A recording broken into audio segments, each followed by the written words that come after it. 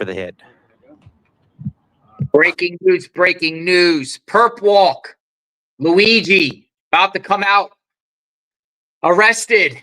Altoona, Pennsylvania. Come on in, folks. We got a live feed. Looks like it's at a police barracks in Pennsylvania. The suspect's about to be brought out by authorities. A Pennsylvania perp walk.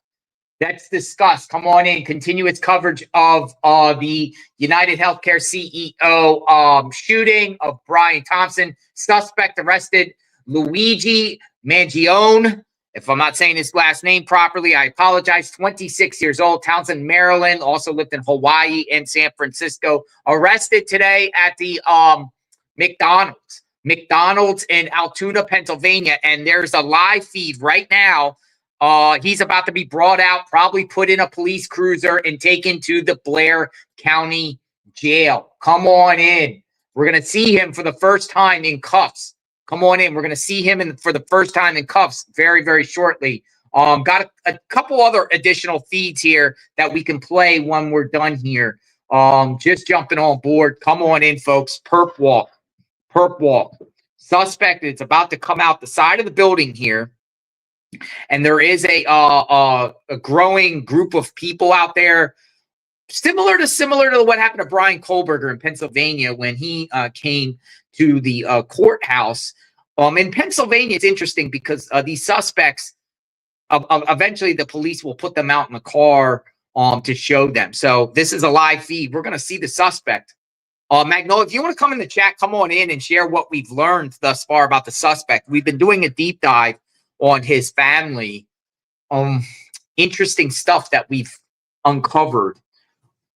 This is wild, folks. This is wild. I mean, we are interested in this case. Only the fact that this guy, it just seems like this guy, 26 years old, top of the class, 216, very smart individual, it appears. And I, if you go over to his Facebook right now, which is up, his Facebook account has sympathizers all over it, all over the comments. There's more people sympathizing with this guy than against this guy, which is so crazy. Well, we kind of expected that, considering that this crime, the healthcare, it's dealing with the healthcare CEO that got shot, healthcare prices, billionaires, corporations. A lot of people, don't like these rich billionaires and don't like the fact that healthcare costs are up. So they're saying that this guy did a good thing, which is interesting to say the least. We don't support violence whatsoever on JLR Investigates, but he's going to be brought out here shortly. So we're waiting for this perp walk. Come on in. And they've been sharing a lot about this guy, and they've been sharing about his New Jersey license, ID that he used. Hello, Magnolia. Hello. Hey, so something happened. The shooter appears to have released a YouTube video that was on a timer. On a timer? Yeah, I have it. Just a minute. Well, why don't we wait to see what happens here and then we'll play? Let's just keep it here, Magnolia. Yeah, there's a YouTube channel that released a video like 2 hours ago. And I didn't watch the whole thing, but it starts out saying, if you're watching this, I'm already under arrest. Interesting. Can you send me the link so I can just browse it a minute on my own? Thank you. I sent it. So interesting.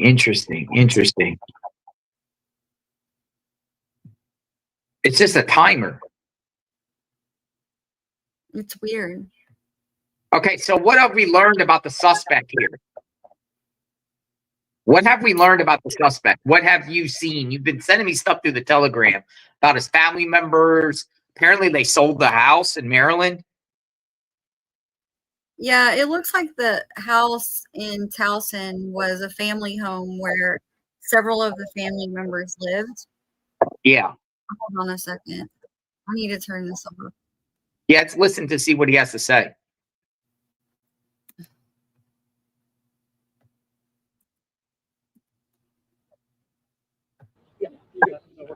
Yeah, I'm going to step out of the shot anyway during the hit, just to see the magic door. Popcorn ready, folks. Yeah, we got.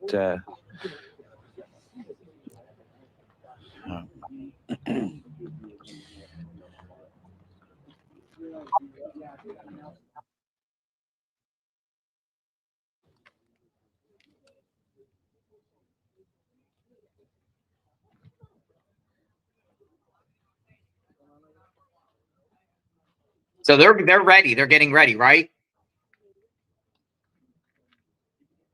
So Yeah, Meg, I thought he was about to do a report there, but anyway, yeah. So the house in Towson is a house where it looks like a lot of the family members lived up until earlier this year. It looks like it sold in July of this year. And at the same time, I saw a post earlier from basically his Twitter. He wasn't really active on Facebook for a while, but he was active on Twitter.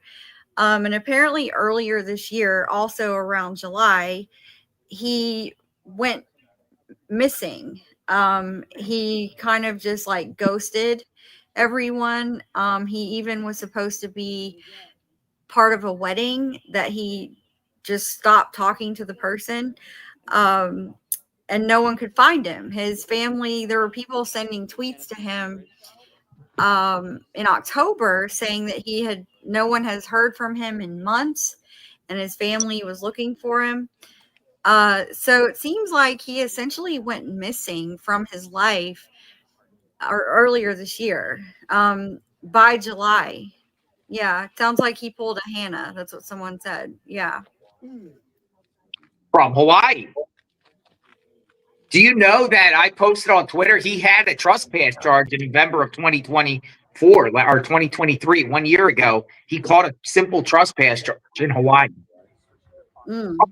Fly Girl, thank you for the gifted membership. Thank you. One lucky person is a member of JLR Investigates. Yeah, he caught a trespass charge. I do not know specifics, but I did just see in my database. Apparently, he pled no contest. I wonder what that's about. It is interesting. Like, what would that be about?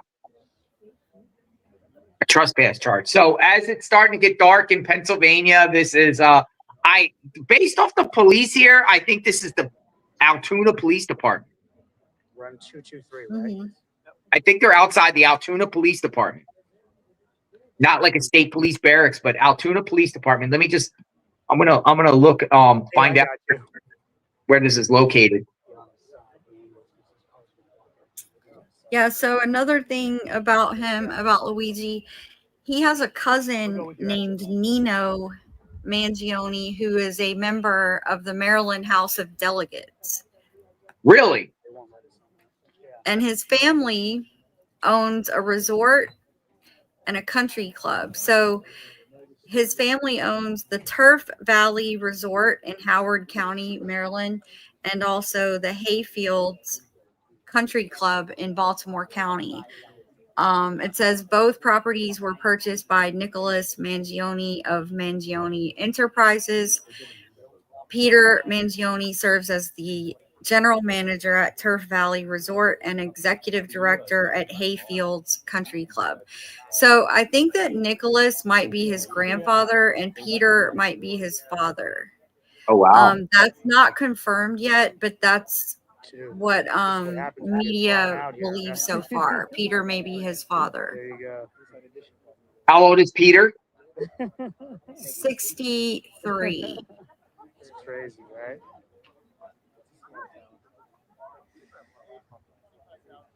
All right, so this looks like the side door to the Altoona Police Department.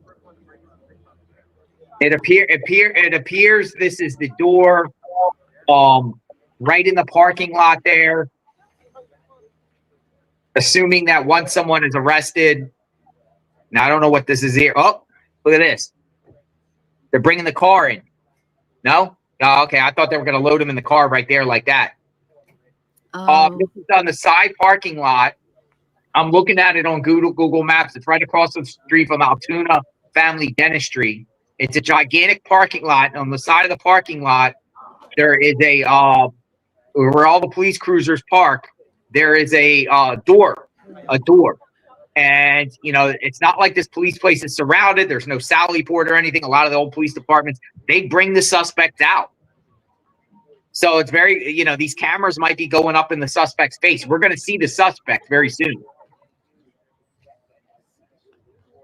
as long as this feed is available. Mm-hmm.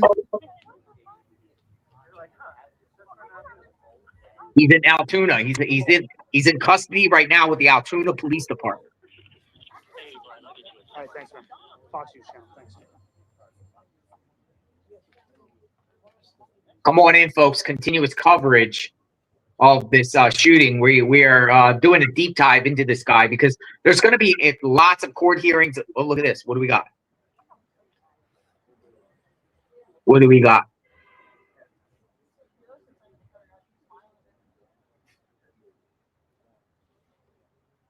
I would figure that he might be getting arraigned. They might be taking him for arraignment before the county jail. Yes, I got you.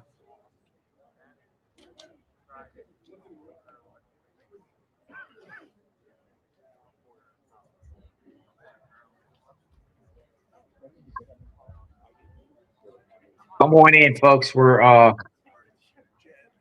seeing what's going on here. See a lot of people piling in the chat. Continuous coverage. Perp walk. We titled the video Perp walk because that's what we're about to see, the Perp walk. Right, good evening, 26-year-old Luigi Mangione, to cause strong personal interest. Now, earlier they were doing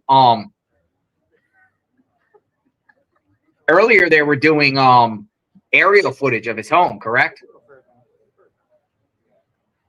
Yeah, what was it? They said the police were, right? Looking. Hey, Control, I'm here. I don't have a hit or anything, but I'm here just in case. Actually, I think that was just a media chopper that was looking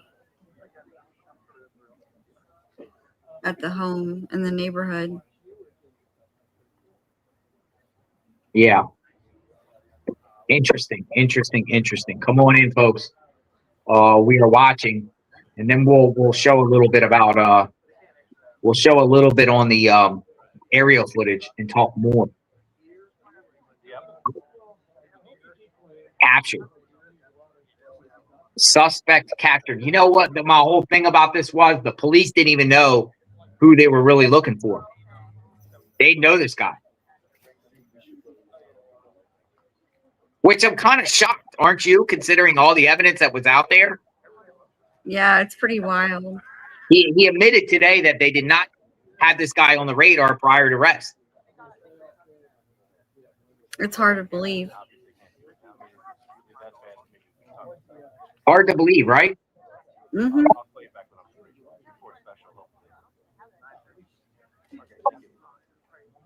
Perp walk. Arrested. Perp walk.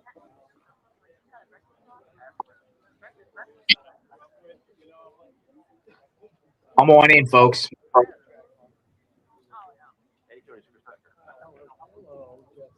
They seem to be like on standby.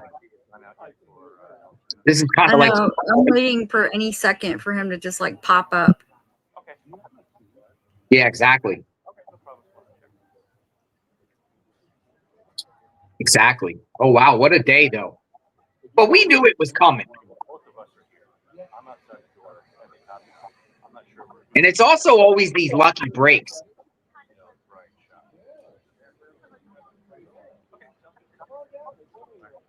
I just wonder if someone close to him actually knew.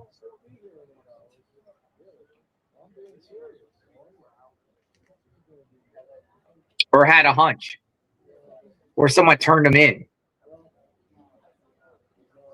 Well, it sounds like just the McDonald's worker did, but I do think that he might have gone home at some point in the last several days on his way out of New York and somewhere in between when he went to Altoona. Do you think he went to Altoona only because he has ties to Pennsylvania with the University of Pennsylvania going to school? You think that's what drew him there? It could be.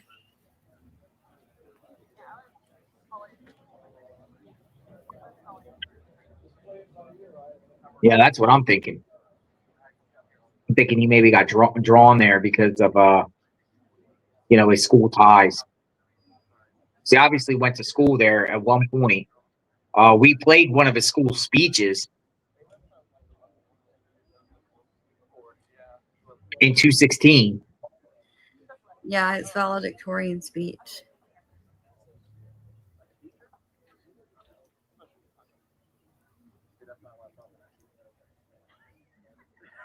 Starting to get dark there. Let me see what time it is there, or what time the sun goes down in Altoona. So right now, folks.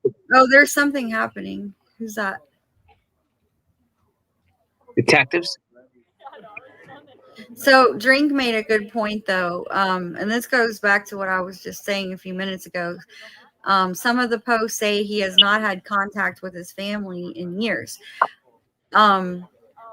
Yeah, so there were these on his Twitter account, people were posting tweets to him basically saying that he was missing, his family was looking for him, he had ghosted out on a lot of people, including obligations. He was supposed to be in a wedding for someone and he just kind of dipped out and no one really knew where he was.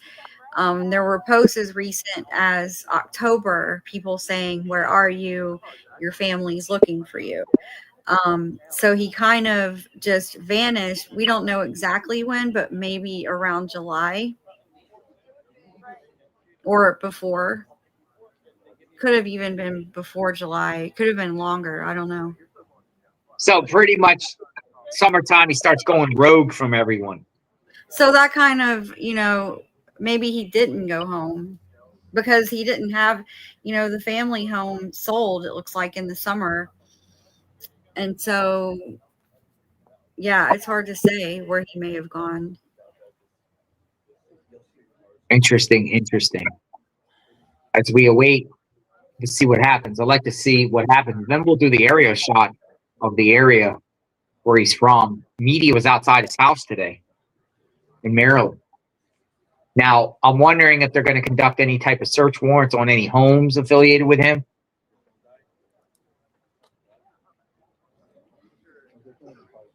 I'm also wondering if the feds are going to pick this case up.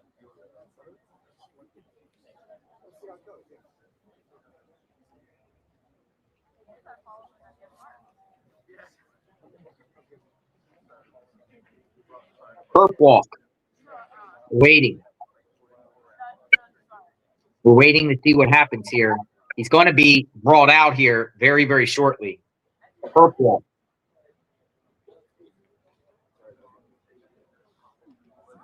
Sometimes the media puts the cameras up in front of their face. He might have something to say. Sometimes the police lead them out very slowly. It'll allow media people to go up there pretty close with the cameras. Why'd you do it? Luigi, anything to say? Mm-hmm. Why'd you do it? Things like that. Yeah, I hope someone asks some questions.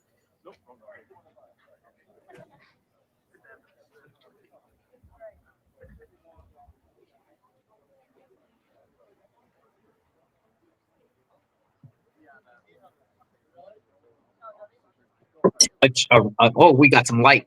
Good, we got some light. They put the light, made it lighter. Shine the light. Shine the light on darkness. Bring it out.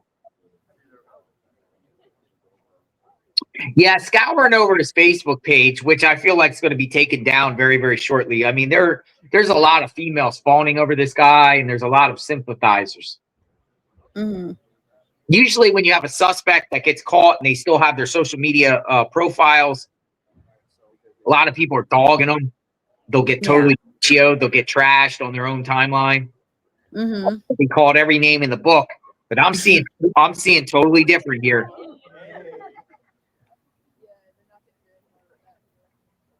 I'm seeing a whole different situation here.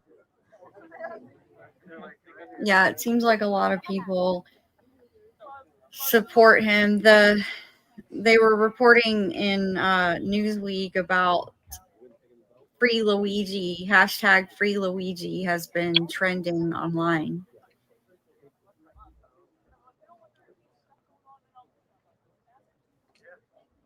So does he is his and I'm gonna look, is his YouTube channel still around or is it gone?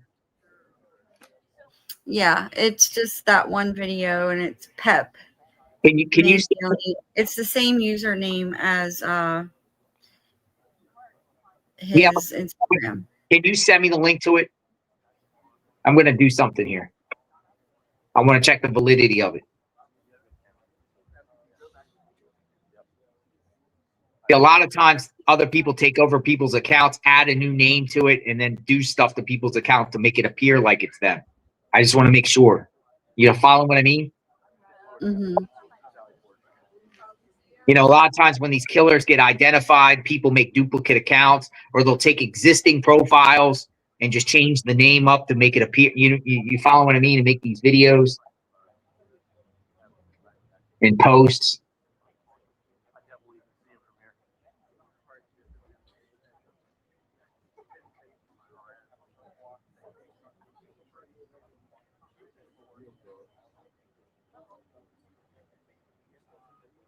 See, I found another one. Luigi Mangione. Someone posted a video of him and used pretending they're him, and the profile was just set up. Yeah, this one was started. Yeah, I don't think that's it. That's not the one. Yeah, I got it right here. It's the one Pep Mangione. So sometimes, let me see. Let me go to Social Blade. Just make Yeah, sure. it's not the one I just sent. Hold on. There's a different one. Yeah, this is it. Hold on. This one says join January 20th, 2024. Yeah, I got that. January 20th. And it's up to 15,000 subscribers. When I looked at it earlier, it had like 8,000. So people are subscribing to this channel. The video was released 2 hours ago. It has 6,000 views. Yeah, Social Blade. I'm gonna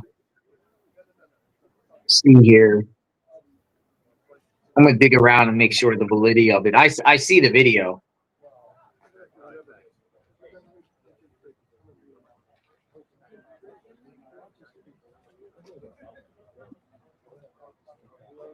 Because the video is not, it doesn't show. It just shows a ticking time bomb, like a timeline, like a countdown. Yeah. But it doesn't show anything on him or anything.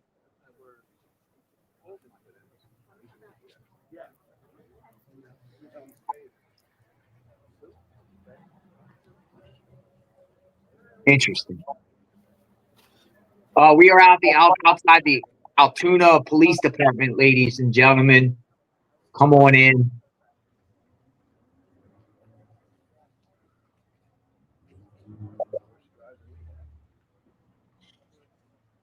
So it says it counts down to 0, and at the very end it says all is scheduled, be patient, bye for now. And then at the bottom it says soon.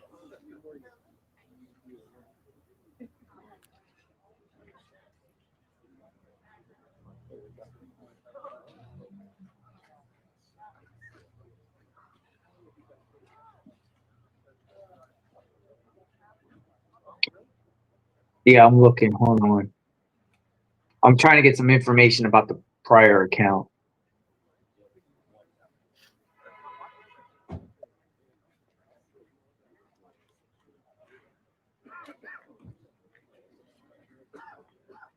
I would figure he would get arraigned. That's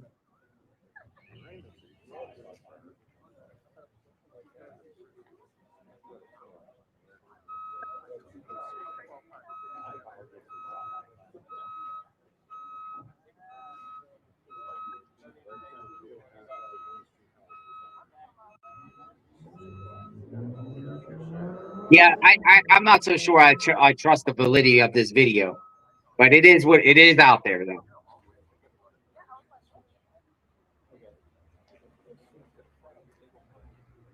It is out there. Now, at time here, family has not spoken publicly yet. Yeah, I haven't seen anything. Nothing on family yet as far as speaking, giving a statement. We don't know if there's actually warrants being conducted. Something just tells me he stopped somewhere else before he was eventually at the Altoona McDonald's.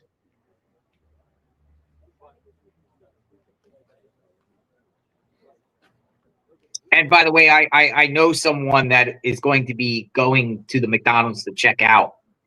And I don't know, probably within the next 24 hours, couldn't go today, but informed me that they would do a live with me from there. I don't know what relevancy that the McDonald's would have, but maybe just to show the area.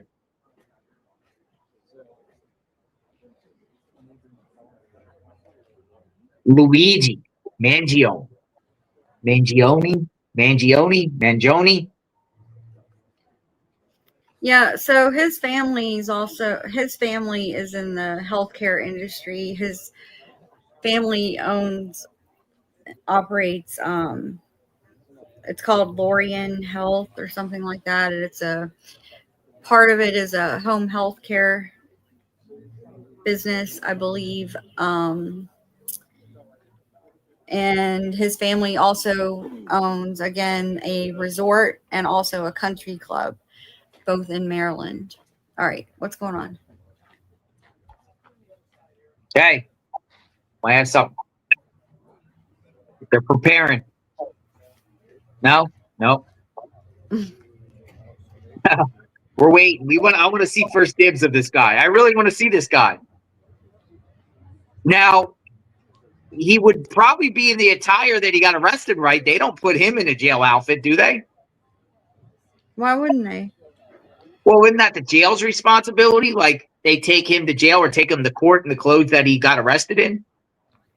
And then once he goes to the jail, then they switch him out? Like, I don't think they take his clothes off him at the police station, do they? Someone let me know. I mean, I'm not so sure. I don't know. Maybe.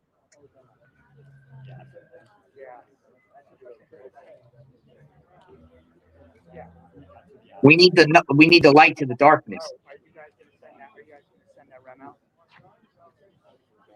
Copy. Okay. Gotcha. Thank you. Bye.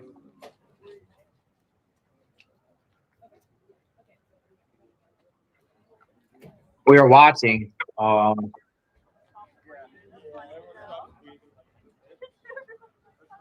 PERP walk.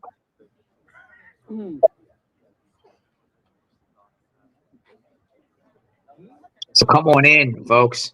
We have been having continuous coverage of this topic, and we're going to follow this all the way through. Correct, Magnolia? Yeah.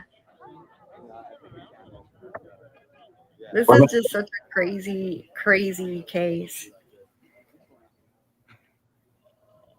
Just the reactions from the public and like comments, like if you go read the comments on that video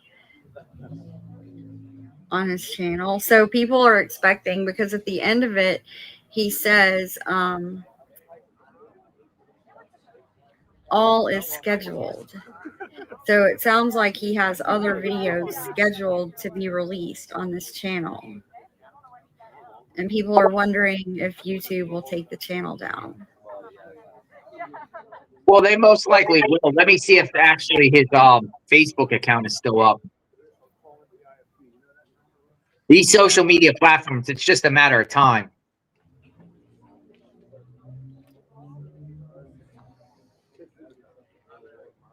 And by the way, his middle name is Nicholas.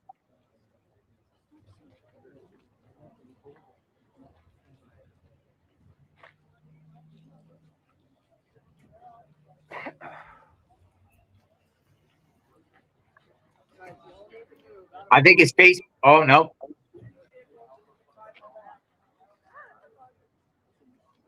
Well, people are now creating all these fake accounts on them. I think his Facebook is down. Oh, really? I think it is. I think his Facebook is down at this point. I'm gonna make sure. I just want to see.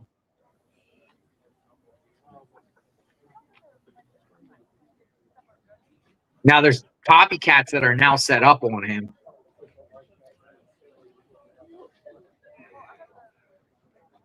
Can someone confirm or deny? I think his Facebook is gone. Send me the link to his Instagram. See if his Instagram's still up, Magnolia. Because usually if Facebook takes it down, Instagram is going down with it.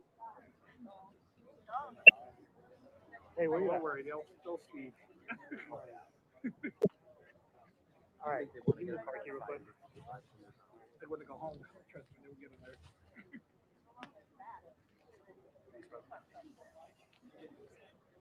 And that's what these social media companies do, is take down the accounts. Yep, his Instagram is gone. They took Luigi from Fuji down. Luigi from Fiji. Right. Yeah, I can't find it. Yeah. Gone. His Facebook and his Instagram are gone.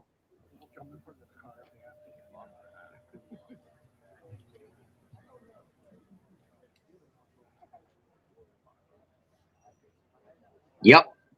Gone. But there's a whole bunch of copycats already, though. There's on copycats Instagram. all over the place. I saw 7 accounts. Yeah.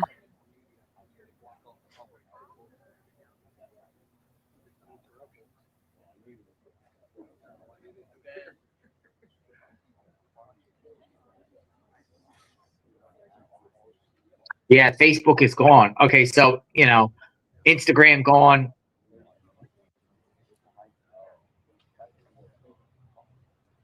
Just a matter of time. Every single social media account affiliated with this guy will be gone.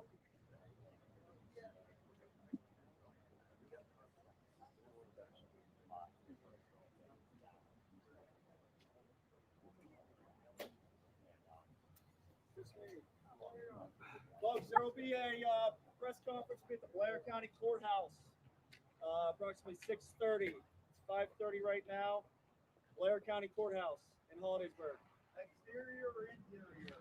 Inside, in the basement. 18:30? Okay. Yes, 18:30, 6:30 p.m. So they're just trying to get people out of there, too. They're all waiting for the perp walk. But there is a press conference he announced at 6:30.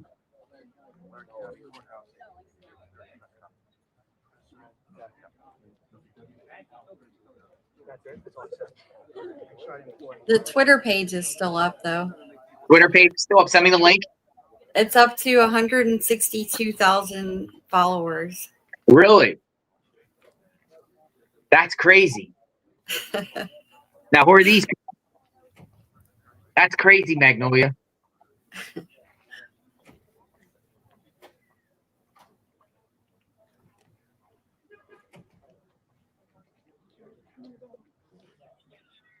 That just shows everyone is like curious of who this guy is.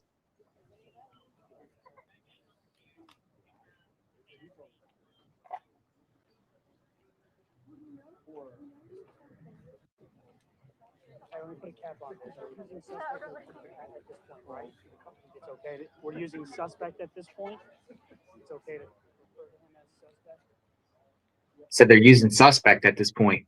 Of course he's a suspect.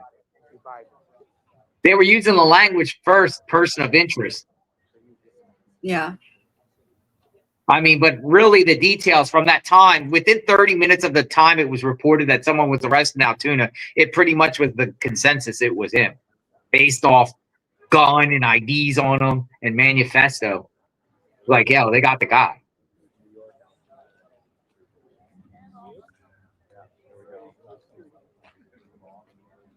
Like it ain't no secret.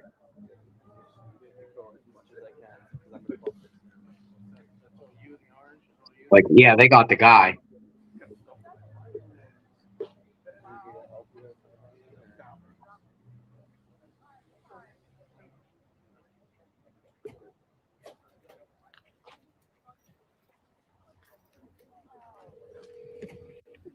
Blair County. So we also, I guess we'll show the area footage, and we'll also wait for the press conference too, and might as well show that. Correct? When are they doing a press conference? 6:30, 1 hour from now.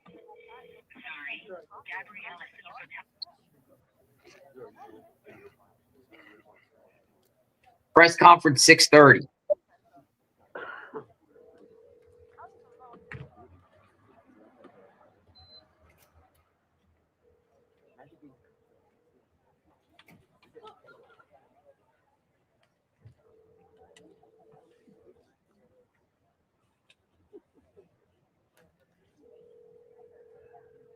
Your call has been forwarded to voicemail. The person you're trying to reach is not available. At the tone, please record. Hey, it's JLR. Please return my call. Thanks.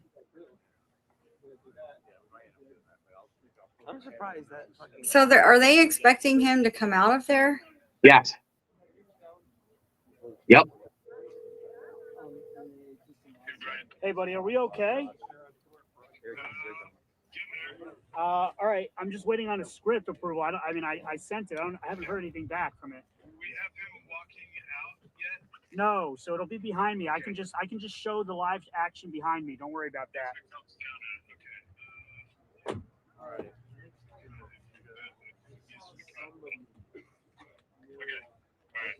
If you want, we can use the photos of him smiling, and I can say that it was the photo that police say really made the difference in lieu of that.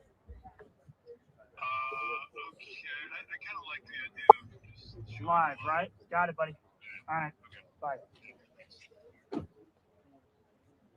I just saw them walk up like 5 guys. I couldn't tell if one of them was I know what's happening there. poke my head in and then I'll get out. You can stay at the door. They're probably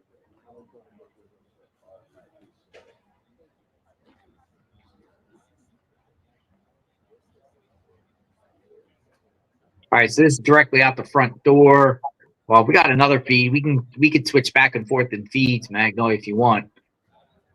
Always with you, it happens so fast. I'm gonna be like this. I'm gonna be like this. For you. I will try my best to stay out of your Person of interest. I call it a suspect.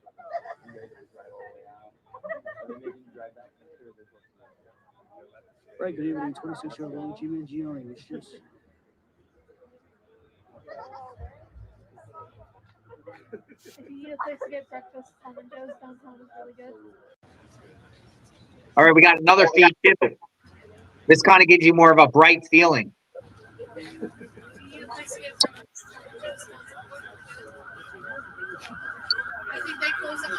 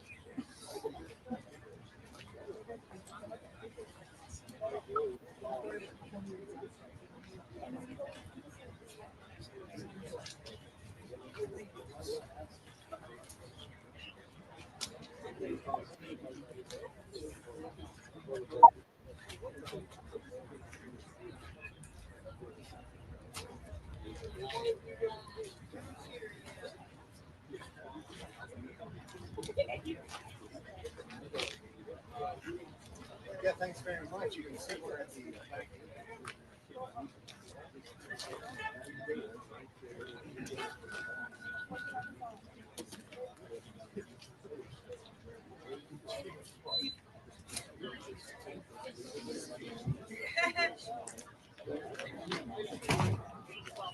Media's out there and everything. This is interesting.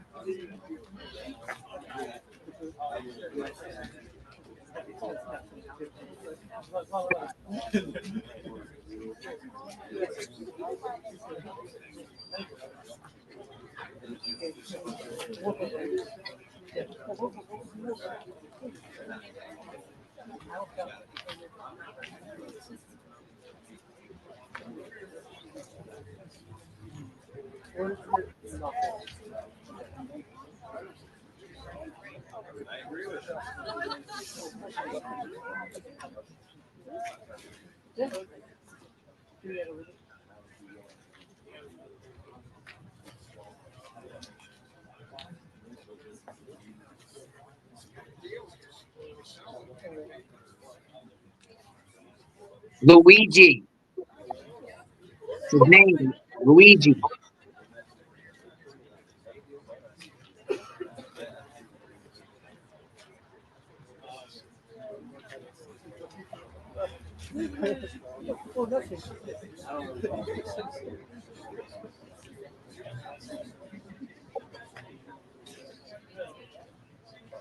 Who is Luigi?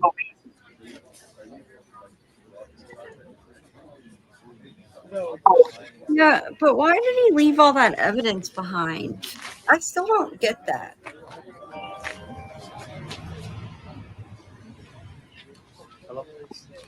Thank you, Rue. Thank you. I appreciate that, Rue. We appreciate every one you both do to keep us informed. Thank you.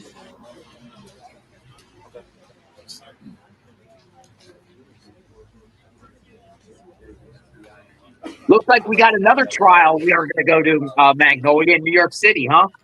This one will be very, very interesting.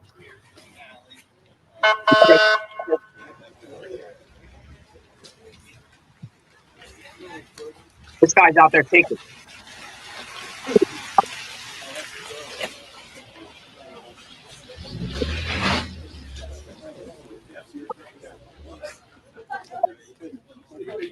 They're taking selfies.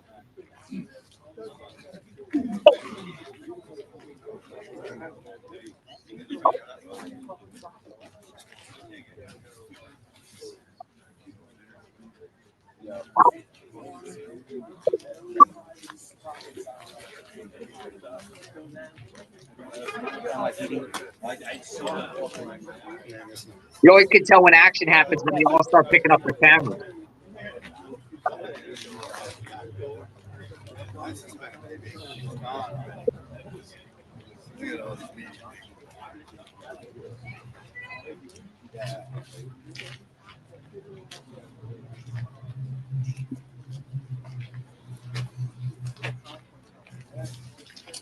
As we wait here for the suspect to come out.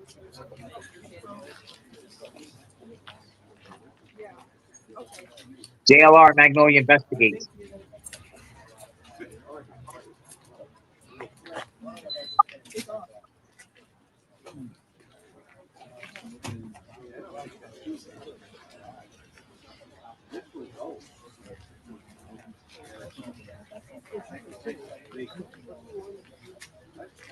Yeah, Bryson said he thinks there's something deeper that happened, and this is a throw off. Otherwise, he's the dumbest criminal in the world. Yeah, exactly. Christopher Reed said he wanted to be caught. Wanted to be caught? Yeah, I mean, how do you explain this trail of evidence he left behind? You don't accidentally drop all those things. He clearly wanted the bullets to be found with the writing. He wanted the backpack to be found with the Monopoly money. He left a phone. He left a water bottle. All these things all along the way. Not to mention his face on multiple cameras all over the place. Yeah, I mean, did he want to be caught?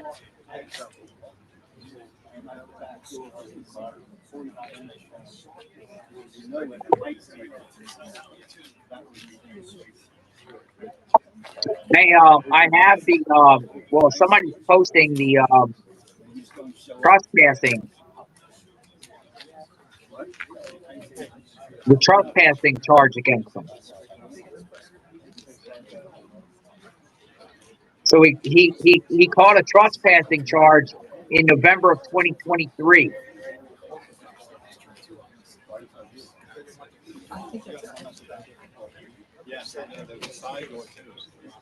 November 12th, 2023. Luigi Mangione did knowingly, intentionally, or recklessly fail to observe and abide by official parking signs at the state park. He got trespassing at a state park.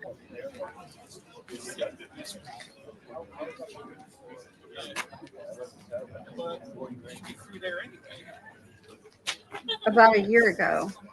Year ago.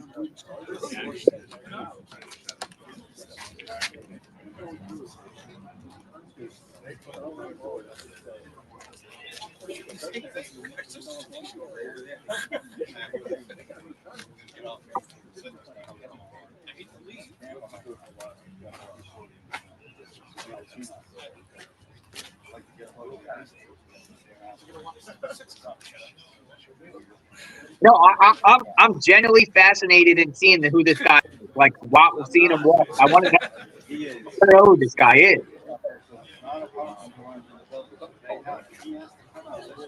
I don't support what he did whatsoever. I just want to make that perfectly clear. But I do want to know, like, who this guy is.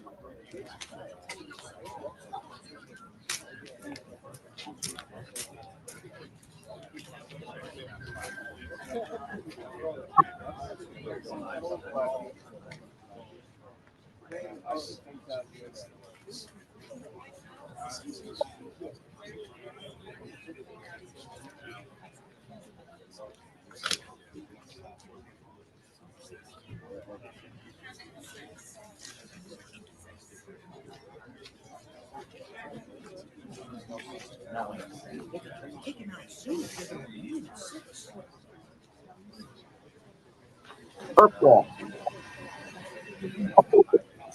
So far, I've only seen one classmate speak out.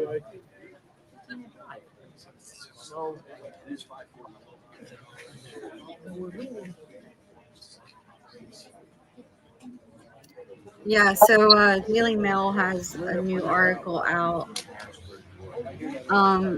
talking about the resort and everything that I was talking about earlier. It says he's the heir to a holiday resort fortune created by his grandparents and has a sister who's a top doctor. The suspected killer is heir to a holiday resort fortune created by his grandparents. He comes from a powerful Maryland family centered around the late patriarch Nicholas Mangione. How do you say the last name? Mangione? Mangione. A first-generation American who built a real estate empire in the state that included country clubs and media. Nicholas, who died in 2008 at age 83 after suffering a stroke, was the owner of Turf Valley Resort and Hayfields Country Club, as well as the radio station WCBM AM channel. Nicholas was born in Baltimore's Little Italy to a poor family, but worked his way up from nothing. He also founded the nursing home Lorien Health Services. Luigi volunteered at his grandpa's nursing home in 2014, according to his LinkedIn. Nicholas had 10 children, including Luigi's father, Louis, and was married to his wife, Mary, until his death. The couple lived in a $1.9 million mansion situated on their country club. Mary, the grandmother, died in 2013. Luigi is also the cousin of Republican House of Delegates member Nino Mangione. Mother Kathleen owns a boutique travel company, and his sister Maria Santa is a respected doctor. She currently works as a medical resident at UT Southwestern Medical in Dallas and graduated from Vanderbilt Medical School.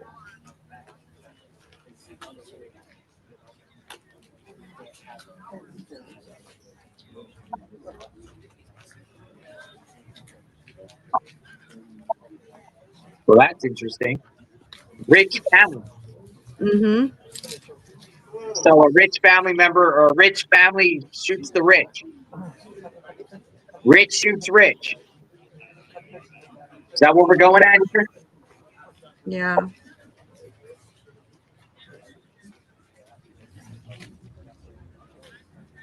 We are live outside the Altoona Police Department.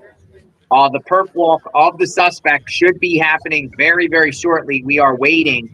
And then a subsequent press conference will be conducted at the Blair County Courthouse.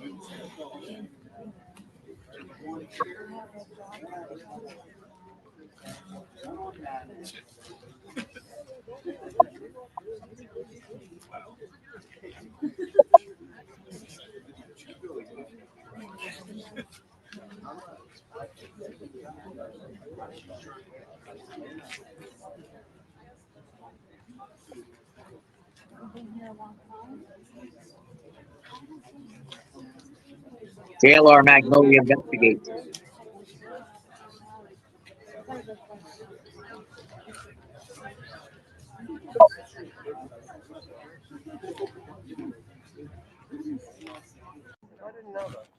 We got a different feed now. This one's closer, Magnolia. Yeah. Right there by the door. Right there by the door. So he's about to come out this door shortly. So now, like, do you have someone that goes to the courthouse too, or? Suspects will be coming out the door.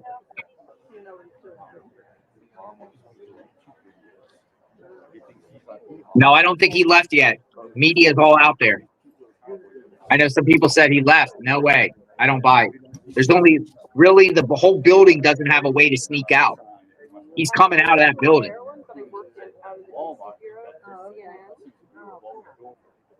We have an alumni from my high school. Susan, yeah, little Susan Joe. She came and did a speech when I was in high school. She was really? That's interesting. She was a marauder. Well, he's not holding. He's doing because he likes my mentor. but these people that are like, I'll give you a fine. He's probably being interrogated. They're probably interrogating the crap out of him, huh? Maybe, yeah. They might have him in a room right now.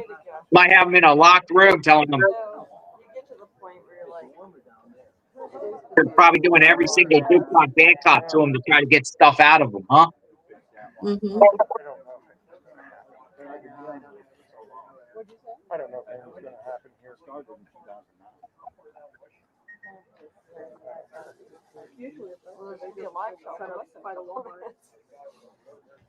PERP walk. Yeah, so far from what we know, he has not spoken to the police at all. So we'll see if that changes.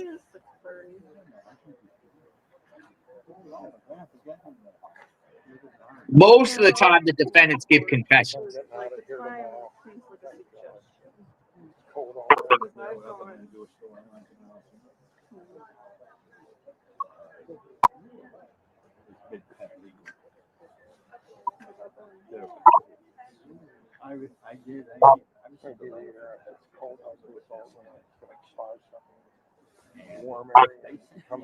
What's the weather out there right now in Altoona? Let me see. 45 degrees. He said they had a parade. Soto can buy the Dominican Republic now. 720, 750 Pretty much the 40s. It's cold out there. Mets are going to be screwed because they're going to have Soto now on the Mets. Phillies are going to be screwed a little bit. They're talking a little baseball while they're waiting for this guy to come out.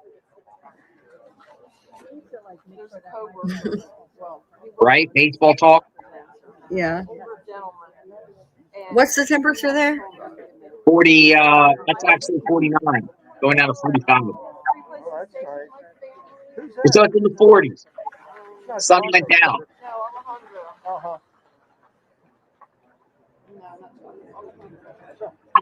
I'm texting with Kevin King yesterday. We're watching football. He's going to Da Nang and Ho Chi Minh City for 2 months. He says he's getting the hell out of here. He's going over to Vietnam, Laos Beach. That isn't a bad deal. He was a retiree. The DC News photographer's retiree. What'd you say about us? No, I don't. We haven't seen the mugshot yet. No, we haven't seen the mugshot. I'm circulating, or I'm looking around to see if we can find the mugshot. I still freelance on projects, and I do some Big Ten network and some ESPN interviews in State College. We did a Franklin interview a week and a half. I don't see anything yet. It's hard to not do what you've done your whole life and you see other people still do it. It's because you got to. Oh, what happened here? You know what's hard to do? Yeah, there we go. Not work for a month, and then your mind has to think for a bit about the settings. You things that you never give a moment of thought to, that are purely reactive, they're instinctive. You have to begin to think about for the first day.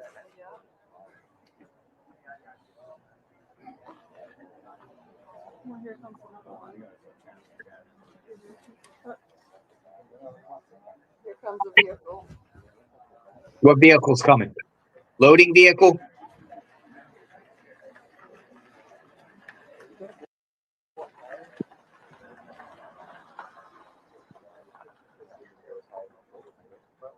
That's another thing they might do too, is they might pull the truck or pull the car right there in that little area. But I think this is the best view.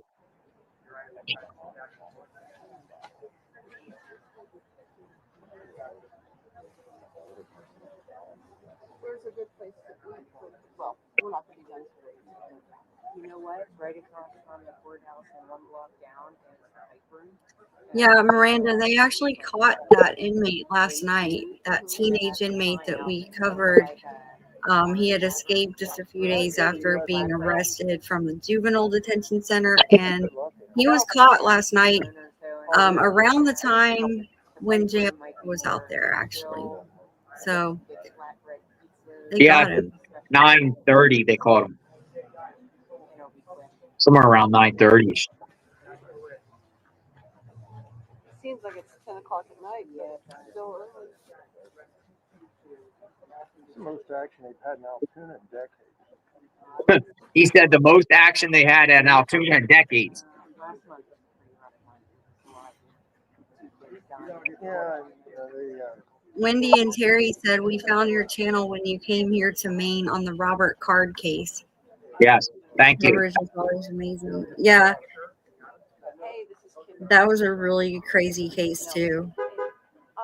So Brian, now I don't know if you want enough juice to use it. I figure this guy's going to have some court hearings here in Blair County coming up. I see Brian quite often. And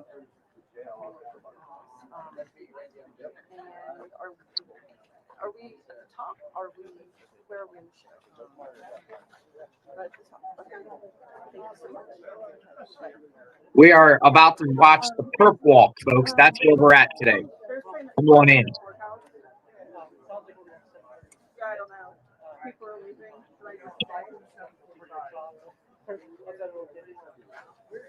And if there's a feed in the course of this that takes you to the courthouse, we'll go to the courthouse.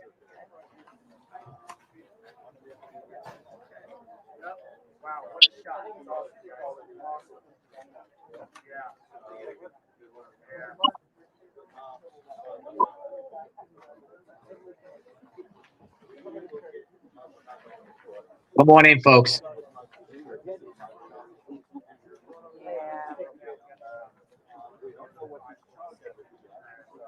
JLR and Magnolia investigates outside the Altoona Police Department.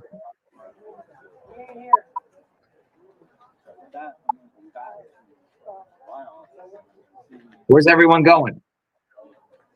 All right, Ken, we're getting ready for the live show. Yeah, I just called and told him you might be using my phone. How much? I've got enough. You sure? Okay. Do you have the number? I do. Okay. I'm just gonna get a picture of you here so I can establish the shot. We're gonna take off that line. We're at the top.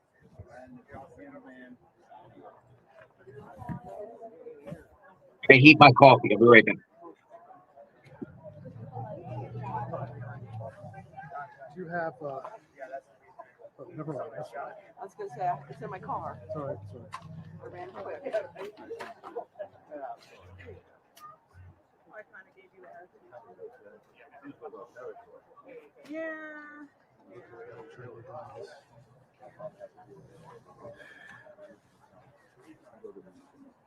Yeah. I went from 48 to 56 really quick. Now, if you hear that door open, You're gonna have your light on, right? I am. Take your glasses off so I can see you. Let me call in real quick, Brian, before I do that. Thank you. Yeah, I do. I guess I gotta use that stick mic, right? Yes. Is this Turn on? it on. Turn it on. I just changed batteries.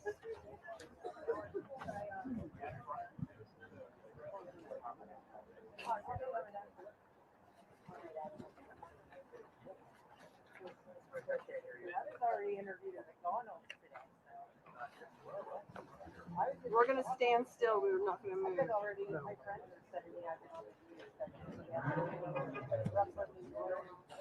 Lauren, I'm sorry. Yeah, I hear you.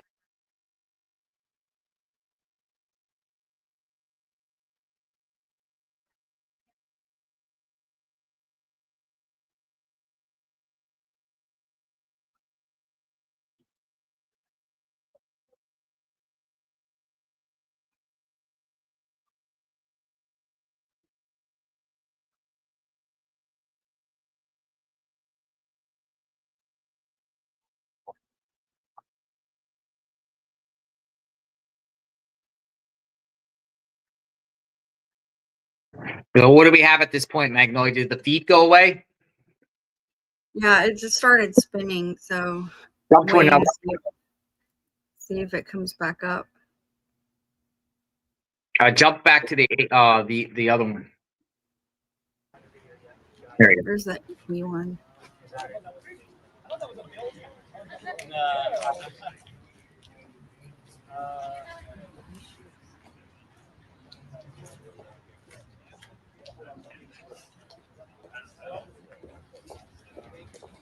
So we have a press conference coming up here in the next hour. So we're waiting to see what happens with this press conference, what they'll talk about. What do you think they'll talk about?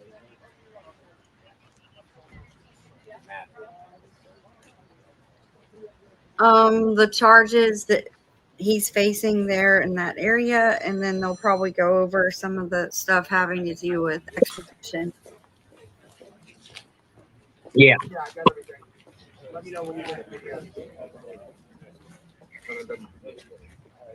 gonna put it in Brett's intro. Can you replay it again though, my end? Yeah, fantastic. Thank you. Just let me know if you get it.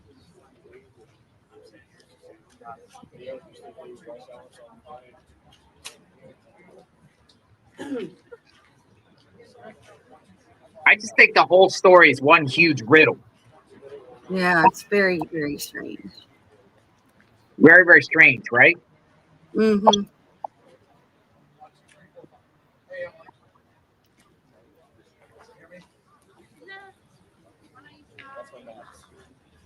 I sent you something, Magnolia.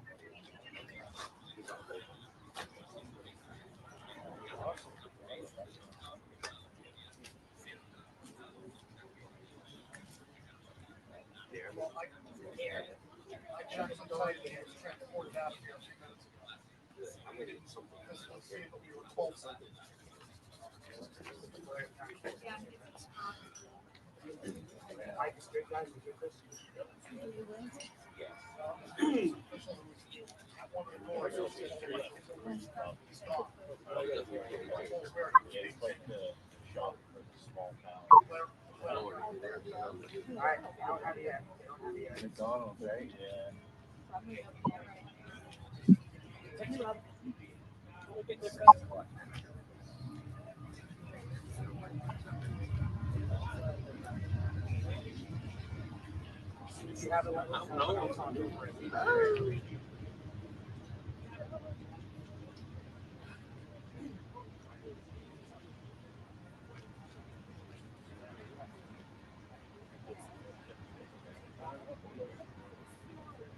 I hear the alarm bells going off. You hear the alarms?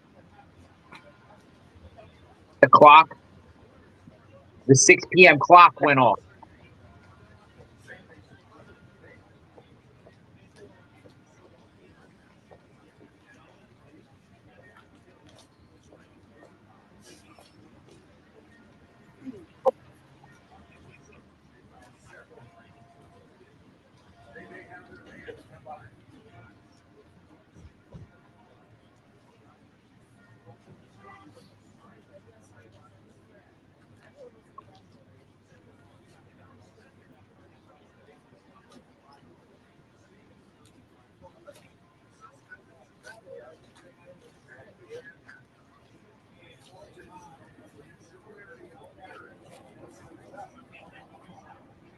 Right, good evening, Wall. For the last couple of hours, we were told that Luigi Mangione would be walked out immediately from the Altoona Police Department. It seems there was a fake out, and he was walked out at another door that he was seen walking into the Blair County Courthouse at about 5:47, about 2 minutes ago, when he is going to be arraigned on gun charges. There will be a press conference at 6:30 p.m. We are told by a local source that inside Mangione did not say a word. He refused to talk. Did not even ask for a lawyer. Have seen NYPD detectives and members of the FBI and the Joint Task Force have come in ever since Mangione was arrested this morning at 9:15 at a local McDonald's, and he was inside the Altoona Police Department here in Pennsylvania. Now, New York City DA's office is also there, and at some point, Mangione will be extradited to New York City to face charges as the strong person of interest, quote, in the murder of Unitedhealthcare CEO Brian Thompson. Local source tells Fox Mangione has not been swabbed for DNA, but police could have swabbed a McDonald's. So we got the perp walk coming up in a second. He was arrested at that local McDonald's after a McDonald's employee recognized Mangione from the images. There was another feed. We're going to show the perp walk in a second. Without his mask, Mangione had multiple fake IDs on him, including the New Jersey ID he used to check into that hospital in Manhattan. He also had a U.S. passport, but police believe he did not intend to flee the country. At the McDonald's, police recovered a mask that was consistent with the one used during Thompson's shooting. They also recovered a gun and a suppressor like the one believed to be used in Thompson's murder. All right, so we're going to take you somewhere. We're going to take you back to show you the perp walk Is this Magnolia? Is this live right now, or is this the reverse? It's. I think this is right before he comes out. Okay, so we're gonna show you him coming out in a second here, and this is right before he comes out. So he did come out. There was another feed on another side, so they do one of those things where they actually send somebody on one side, and they might come out the other side. For people that are asking, we have the mugshot. We're gonna show it after this. We didn't want to miss this. There he is. Oh, Perp walk. This could have been at the courthouse.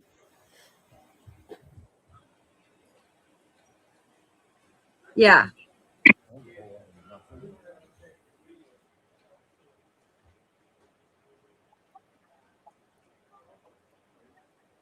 Well, that Let's was watch it. interesting, right?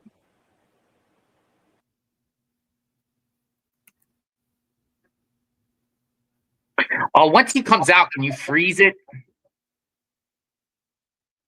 Let me see.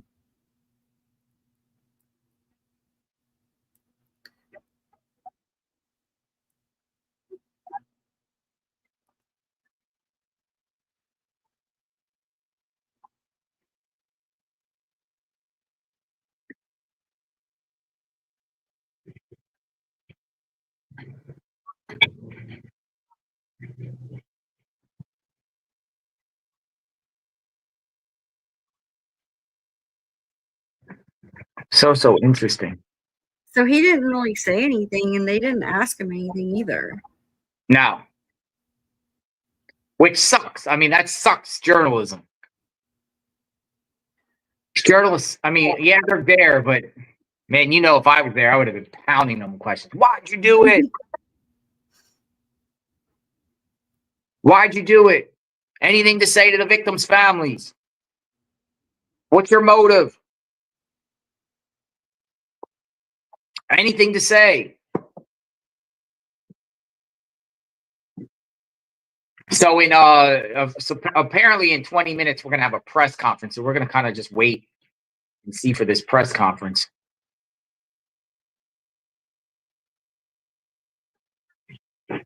What are we looking at here? Did we reverse it again so we could see him come through? Yeah. Let me see on Twitter here.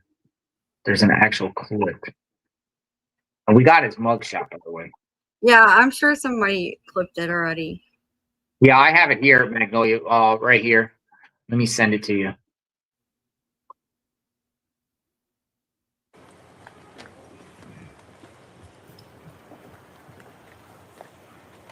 All right, there he is. There's the suspect right there. So he's not in jail attire. He's wearing the attire that he got arrested in. I don't know what that shirt says, but that's his attire. So yes, taking they always show the trophy. This is one of those trophy perp walks. Yeah, my first reaction was he seems younger than I expected. Like he looks younger than I thought. Yeah. I mean, he definitely looks like he hasn't showered in a while to me. Yeah. There he is. He's standing there stone-faced. Looking a little defiant, right? Looking a little defiant. Yes. He looks smug. Smug. What's everyone thinking? We got drugs. We got a drug element. We got somebody under the influence. Somebody with no soul. Someone. Huh. Yeah, they got a racket team. NYPD's there too. Look. Yeah, they traveled down. The task force came down, and so did the chief. They got there 2 hours ago. Mm-hmm. The chief went. Hey, So we should have this press conference coming up. Oh, okay. I just got the guy walking in. I'm gonna come break down and come inside and see if I can do the press conference now. Interesting, Magnolia. No, well, nobody asked a question. Maybe if you would have asked a question, he would have maybe answered. Yeah, no one asked him anything at all. No one asked him anything at all. So are we live now? Is this a live look? I think it's a little bit behind. So this is the mugshot that they got at Altoona at the police station there. So that doesn't look like a mugshot, does it? No, it looks like he's just standing in front of a wall, but maybe that's how they do it. You know, this is not a big police station. This is a pretty small area. So he's completely bundled up. There's the jacket he was wearing. That's the puffer jacket he was wearing when he got into the cab the other day. Nose looks a little red. Mm-hmm. So you have a worker at McDonald's who recognized this guy. Wow. Do you think, like, okay, let me ask you something, Magnolia. If you were working at McDonald's or a restaurant and you've seen this guy come in, based off if you've been following this case or just seen it briefly or maybe following extensively, would you have thought this guy's the shooter? Mm-hmm. You would? Yeah. Not so sure, Magnolia, be honest. You don't think you would say, oh, that's the killer? It depends on what his behavior was in the McDonald's. Like if he was looking suspicious, yeah, I would say. But seeing him coming in and eating something, I'm not so sure. Unless locals know who's local there and might have been like, who's this guy? Who's this guy? Why is this guy eating here? You know, a lot of these small towns, they're just used to seeing the same residents there. Altoona's not very that big.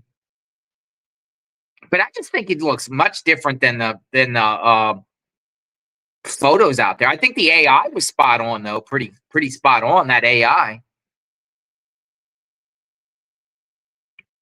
Because remember, when, you know, his photograph is being circulated out there, he's with a mask. You can't see his hair. He has the right. So, I mean, I don't, you know, that was a good eye by whoever. And hopefully the worker there gets that 50K. Yeah. Because that's, I mean, kudos to the person. Kudos to the person, because you see this guy here, you know, and police probably up on him and just be like, well, I'm not so sure police would think it's him at first. Maybe just like, yo, let me see some ID. Oh, fake New Jersey license. Oh, we got the guy. We got the guy. I mean, to me, you got that nose. Look at the nose point. Yep. Mm-hmm. He's wearing Columbia, right? What shirt is that? A Columbia? Yeah, it says Columbia. I mean, I'm hearing in the chat this guy ruined his own life for something stupid. Again, we discussed, what does this do? Like, it does nothing as far as Unitedhealthcare because Brian Thompson's going to be replaced. What does this do? What does this accomplish? Can someone people are saying his YouTube channel got deleted. Yeah, I just saw that. We'll check that. Well, that's, you know, we expected that. We expected that all the accounts affiliated with him would go, the legit accounts. And they have a way, these social media platforms have a way to know if accounts are, they'll probably eliminate all the troll accounts too. Yeah, that channel's gone. It's gone. It also could have been a a bunch of BS. I don't know. People are saying it's legit. So, well, we'll take it at face value. But now there's going to be no more videos coming out of there, right? Mm-hmm. Nothing else coming out of there. Well, it's deleted. It's completely gone.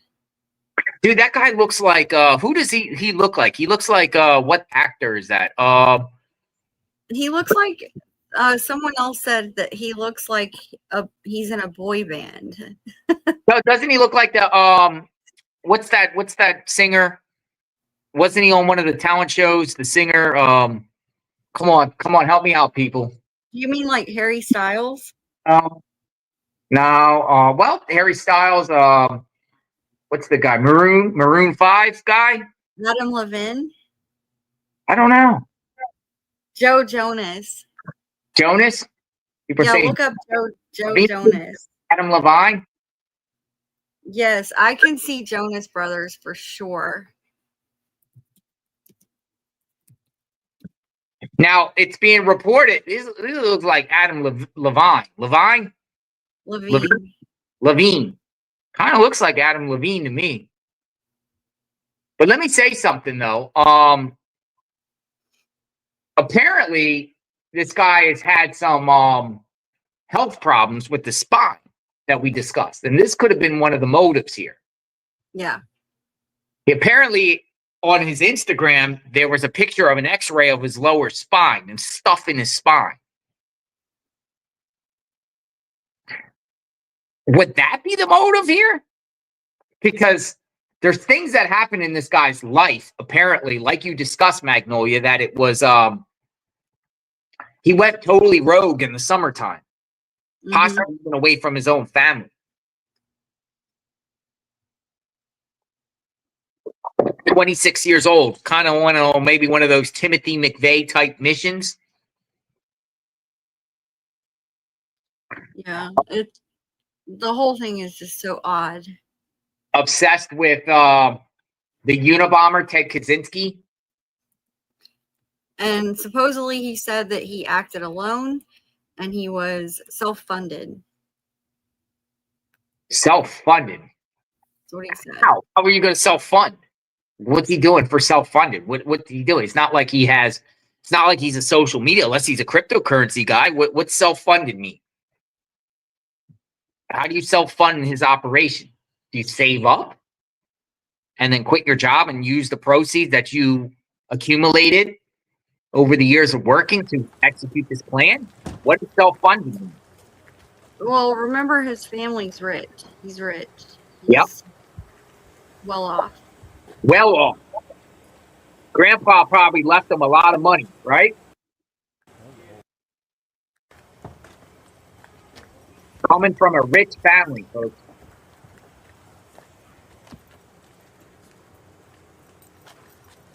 Yeah, he definitely looks like a Jonas brother with the curly hair.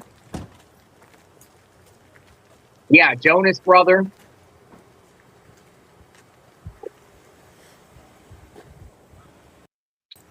So we have them now here.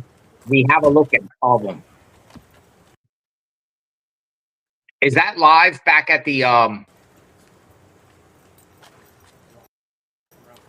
not sure if that's still live going on. Well, I think they're relocating to the courthouse. The courthouse. Yeah. The AP has a thing up on their screen that says they're relocating their cruise. Relocating the cruise. So we're waiting to see, folks. Go back to his shot so we can have him just when he's coming out so we can see him. Magnolia.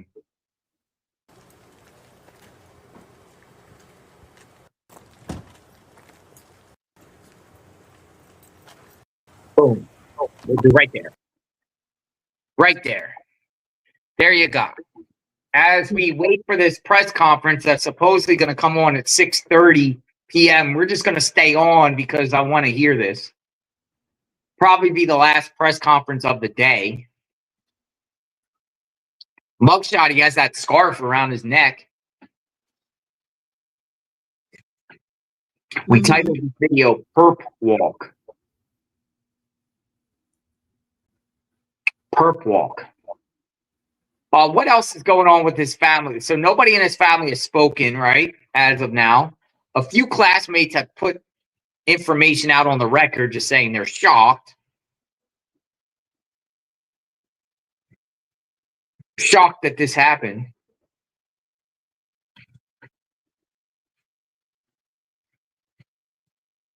NYPD gave a press conference.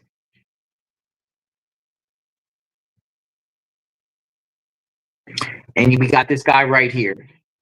Now, this guy's going to go through, this is a different situation. This guy's going to have a trial. If he doesn't plead guilty, go through the judicial process. A lot of people will probably be paying attention to this moving forward, including us. Mm-hmm. This comes. Let me see something here. What's this be? Let me show you a clip, Magnolia, from Atlanta News First. So, you know, they were saying that Atlanta element to this whole thing. No, there's nothing here. They were saying that there was an Atlanta element to this, but there ended up he didn't even come from Atlanta. Yeah, we haven't really heard anything else about Atlanta. Yeah, I wasn't vibing the Atlanta like he actually came from Atlanta. My take is he did come from that bus that came from Atlanta, but I think he would probably, if they're claiming he arrived on the 24th at 10 p.m., that's what they say, 10 p.m., Port Authority arrived. I think he hitched on at Baltimore when the bus came to Baltimore. Yeah, that makes more sense. Latch on there, go up there.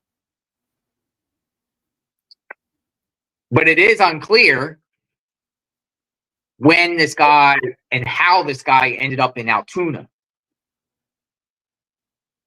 And that is information we do not know at this time.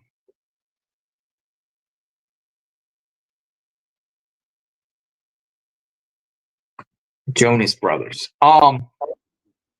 There was some chopper footage over his house. Do you want to show some of the chopper footage, Magnolia? Oh yeah, from the house. Yeah, from the house. So there was chopper footage over his house, his last known house in Maryland today. We're gonna get that feed up and show you the chopper footage while we wait for this press conference in 10 minutes, 9 minutes.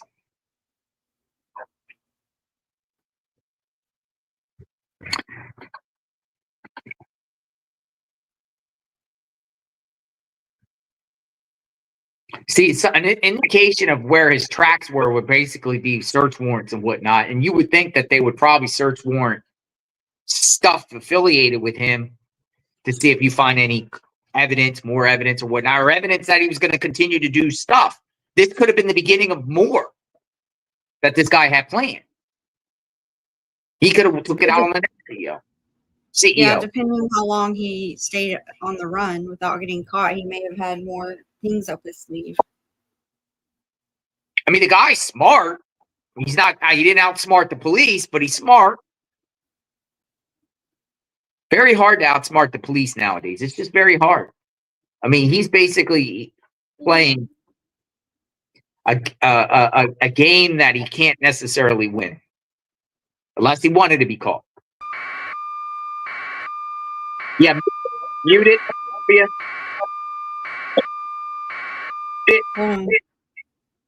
All right, so today, earlier, there was a feed outside his last known home. And this is it. This is in Towson, right? Yeah, this was a news chopper that was up earlier. I don't know if any police came there at the time, but again, it looks like this house sold back in July.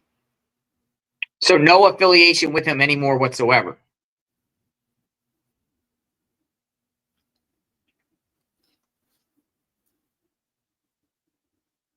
I think the media was there to see if anyone would come out.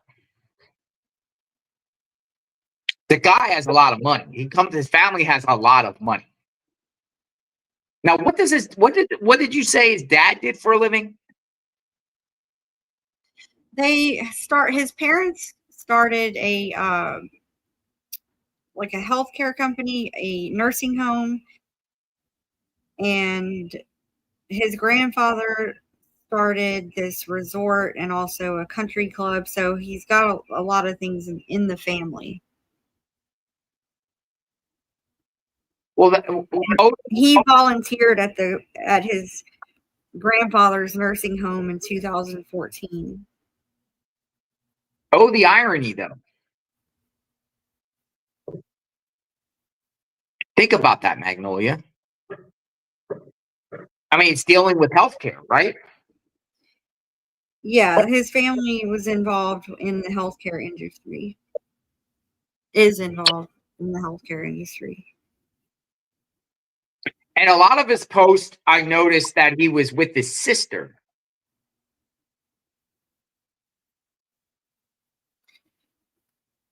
He has a bond with his sister. Yeah, it looked like, wasn't that one picture from, where were they at? In Hawaii, I think. In Hawaii.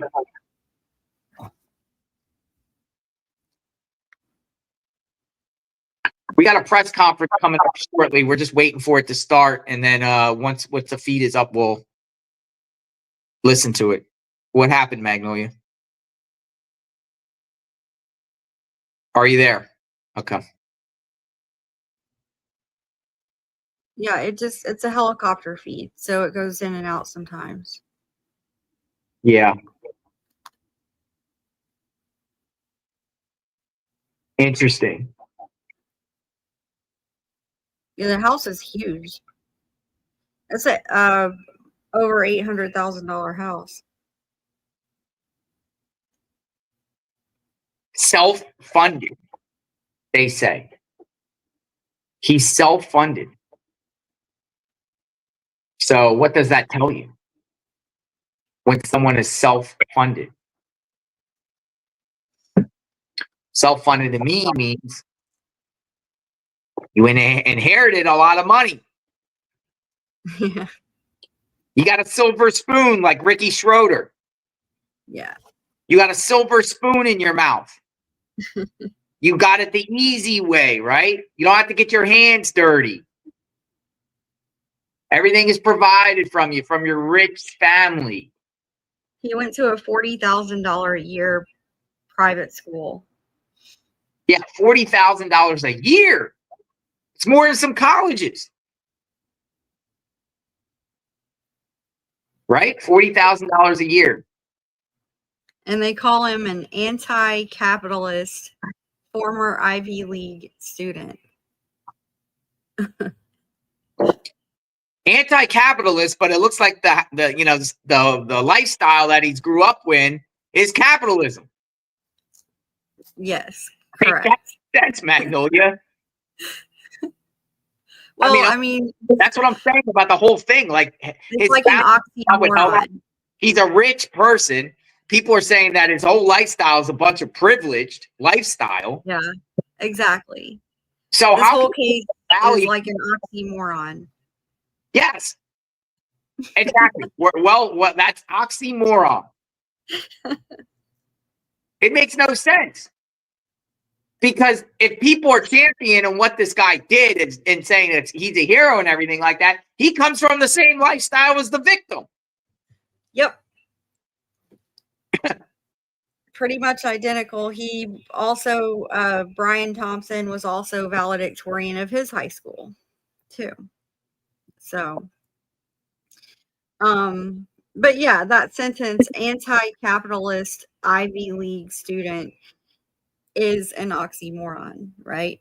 It looks like they're going to start this soon. All right, let's put it up. Let me look. They're getting set up anyway, so we'll see. We'll put it on here so we can listen. Welcome aboard. JLR Investigates press conference now. So we have perp walk, showed you where he lived. Now we got a press conference. Let's listen in. Thank you for joining. We've been on this case since day one, Magnolia, since the morning it happened. Yep. Matter of fact, I think we were the first people to come live about this tragedy. We, the captain, said Luigi was smarter not to talk. Ask Daniel Penny.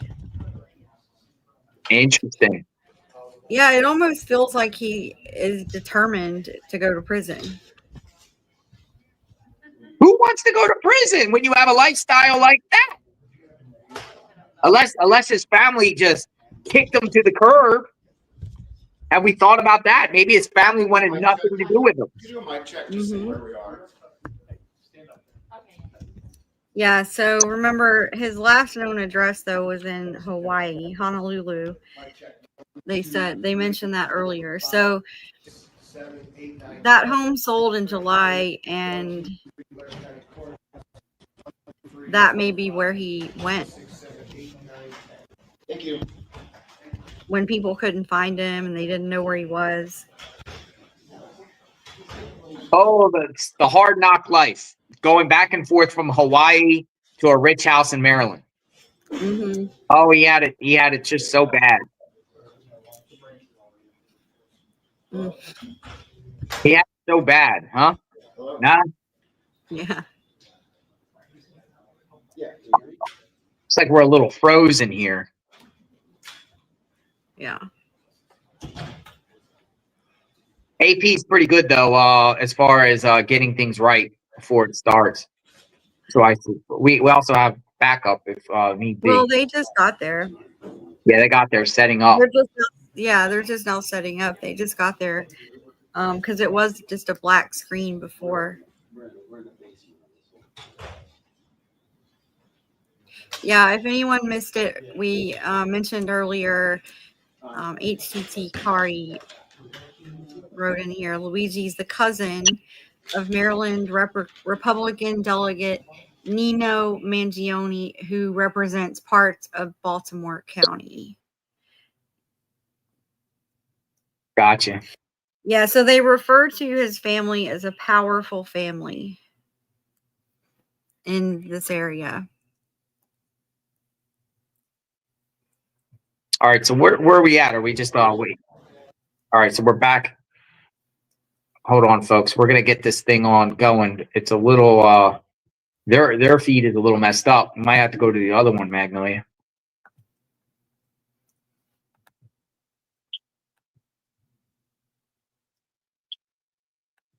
I think it's probably we'll probably change up. Yeah, let's change up the other one and go to the Fox one. Did he put up a fight? Did he say anything to cops? And we've also reported that he published online anti-health care industry rantings. Can you share with us some of the services that he posted on? We're still working through his social media. We're going to do a complete scrub of that. Preliminarily, like I said, he seems that he has some ill will toward corporate America, but that will all come out as part of our investigation. We're not done here. We're still going to be putting this together. We're still going to be working very hard to bring this to a successful conclusion. The capture itself, did he put up a fight? Did he say anything to police? I don't have that information. Oh, sorry. Can you elaborate on how he got there, the path he took from Port Authority and on the George Washington Bridge to Altoona, PA? Same thing. This just happened this morning. We'll be working, backtracking his steps from New York to Altoona, Pennsylvania.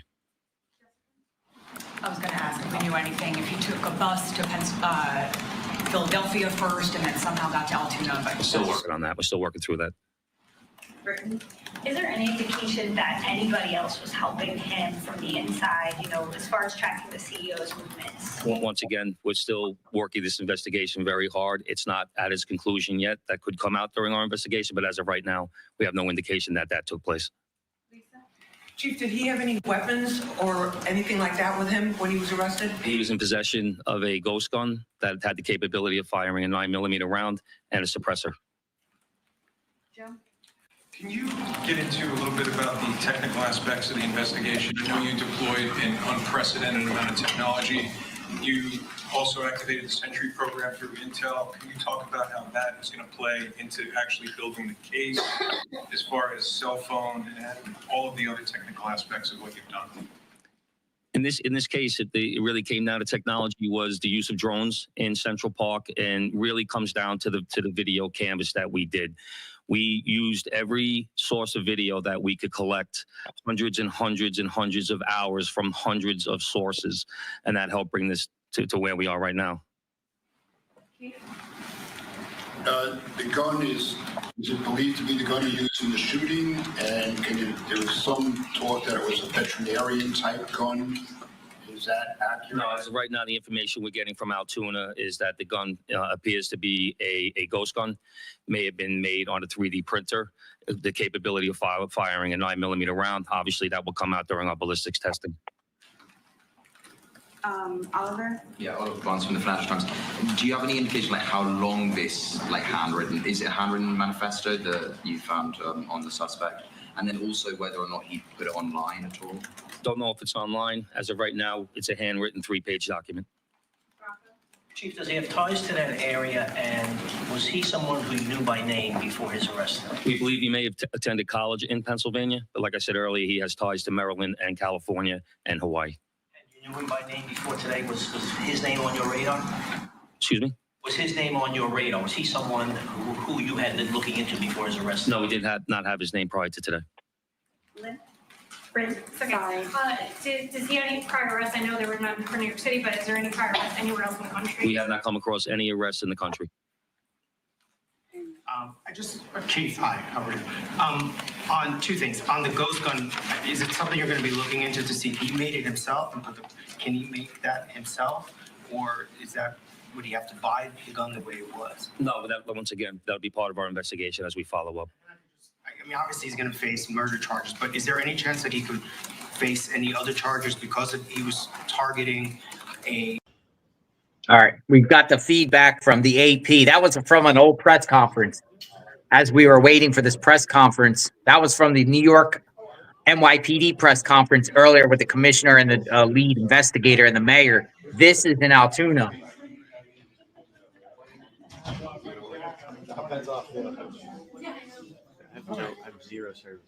Yeah, so a couple updates. The Twitter account is gone. How's your signal with that? That's been deleted. Interesting. Yeah, I'm on SOS. His Twitter account has been deleted? Yeah. Yeah, I figured that. I figure all of them wiped out.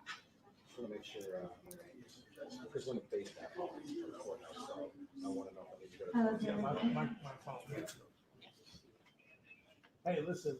So It took a long time, though. we're just trying to see. You want to see it? Can they see it? Usually Twitter's the last one out of the group to do that. And the reason why they probably do that, there's probably a liability issue regarding that because there'd be a lot of blowback. How dare you have a killer's profile out and let it stand, So I think they try their best to get rid of it. But, as far as like social media sleuthing and everything like that, you're getting rid of stuff that people want to know a little bit about the killer, their mindset, their likes, their dislikes, trying to get into the mind of the person that did this to understand why they did it.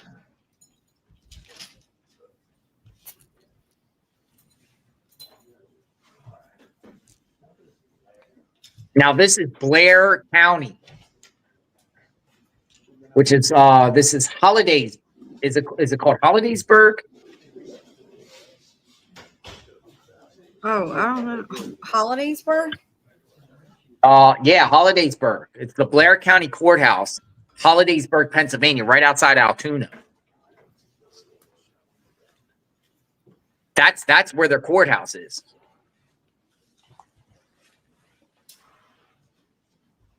Blair County Courthouse is a historic courthouse located at Hollidaysburg. It was built in 1875 and is a T-shaped stone building in a Gothic revival style. Interesting. Always try to get to the history of these things.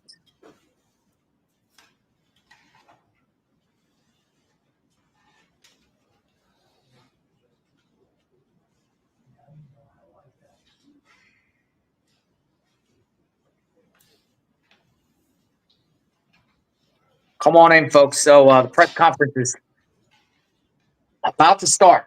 They said 6:30. We're about 10 minutes behind. I would say that they are getting close to starting. Yeah. As we understand who this guy is. PERP walk, press conference. We try to get you the latest up-to-date info on this case.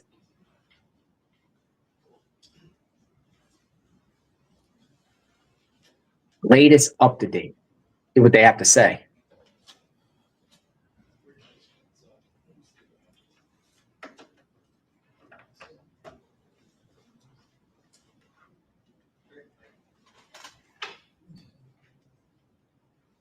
Altoona.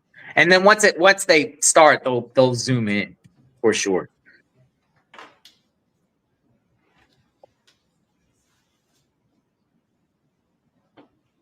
Bernie said his charging documents are up. Charging documents? All right, we'll go look. Thank you.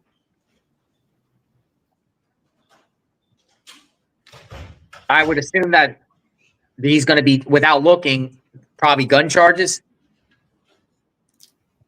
All right, so he's charged.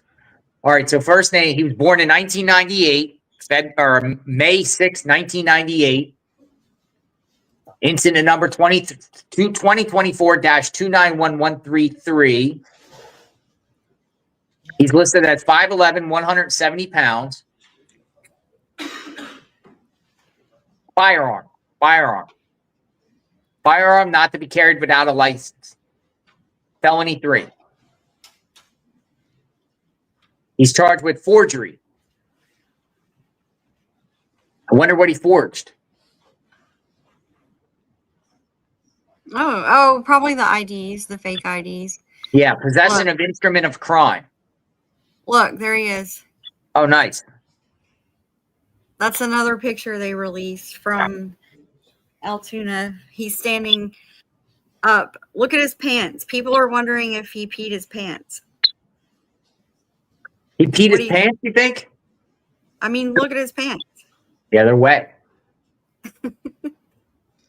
Yeah, he could have peed his pants.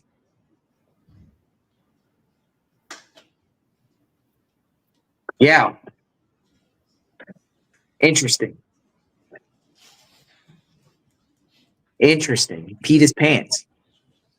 Wet, cold, 40s. Spilled a drink on him. They give him a Coke and a smile. Maybe he spilled his McDonald's drink. Yeah, someone said Zac Efron looks like a younger Zac Efron.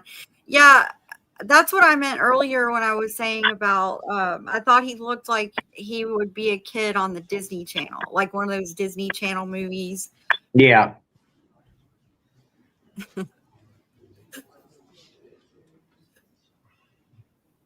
That's crazy, Magnolia.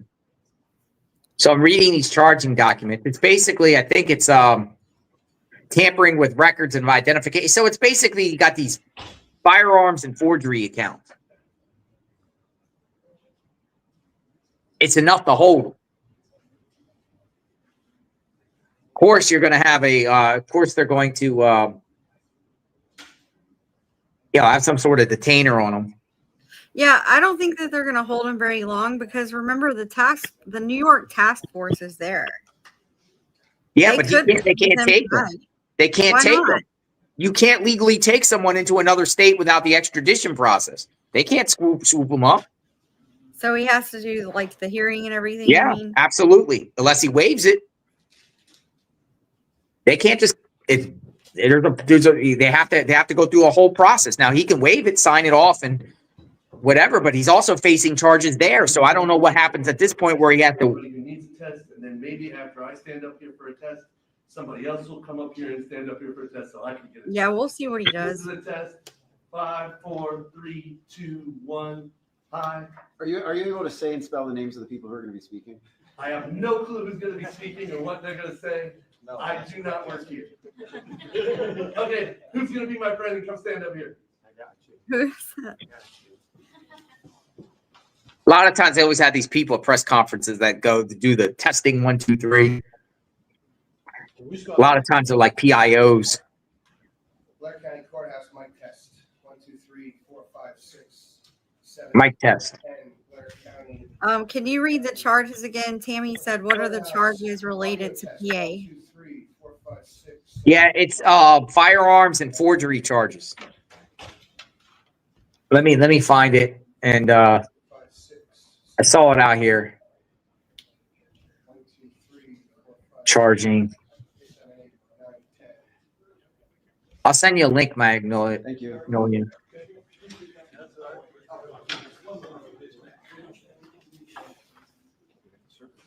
I know.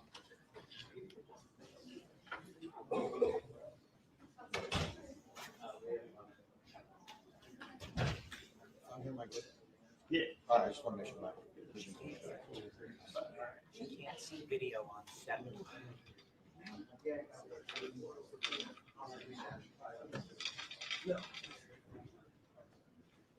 So they're saying basically is let me go.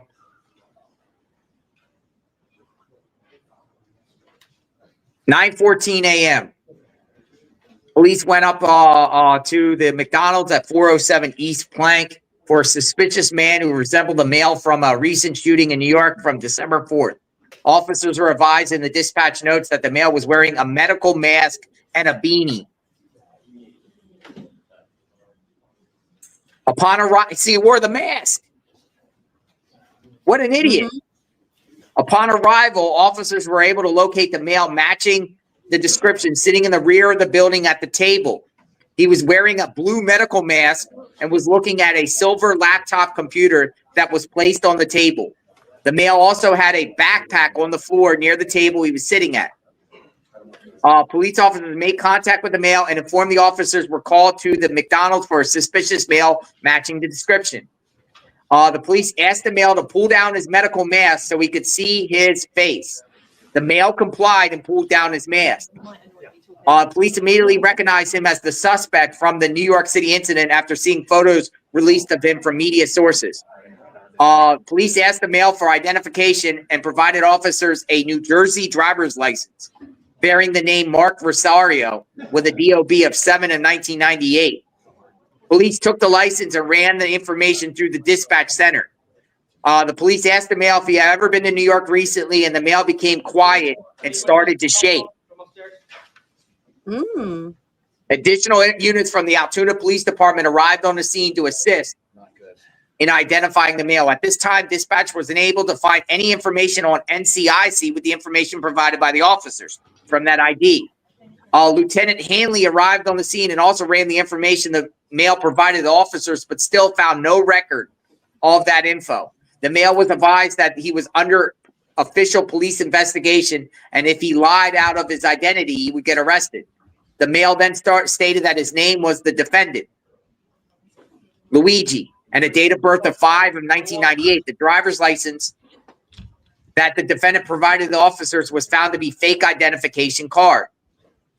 Officer asked the defendant why he lied out his name, and the defendant replied, "I clearly shouldn't have."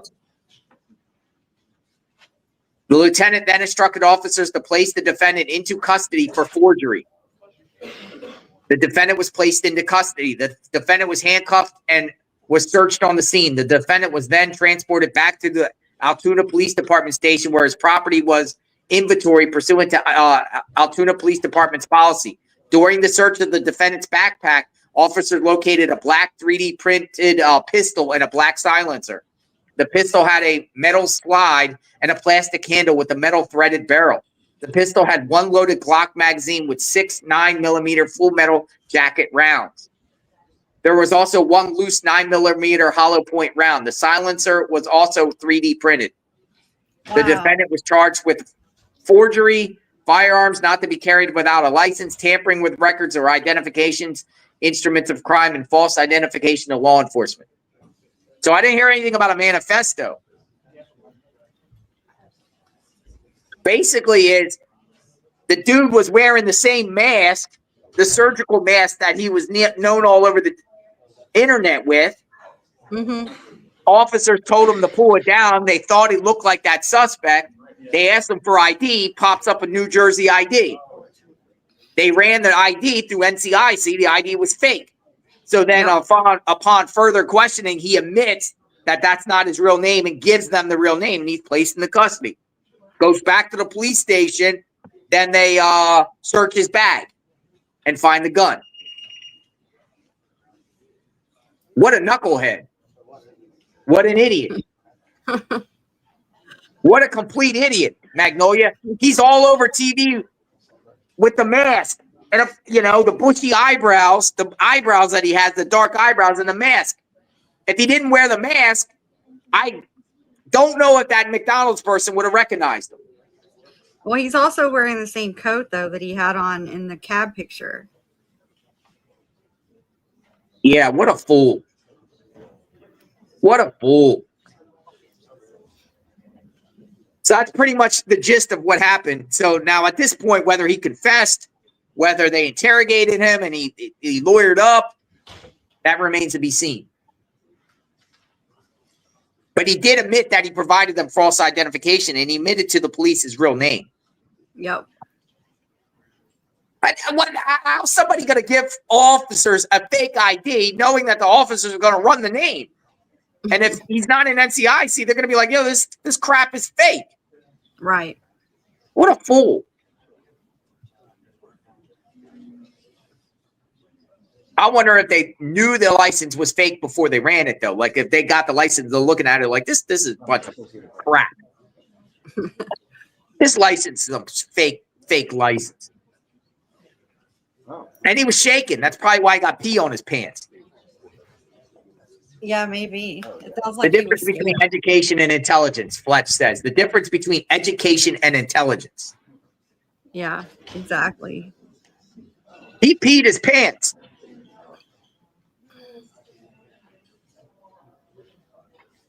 He peed his pants. That's crazy, Magnolia. Yeah, everyone's laughing about it. Here's the, I'll put it back up. There's the picture. There's the picture that was taken when in one of the jail booking, or not the jail, the police station booking room. Yeah, he got pee on his in his middle area. There's it's water.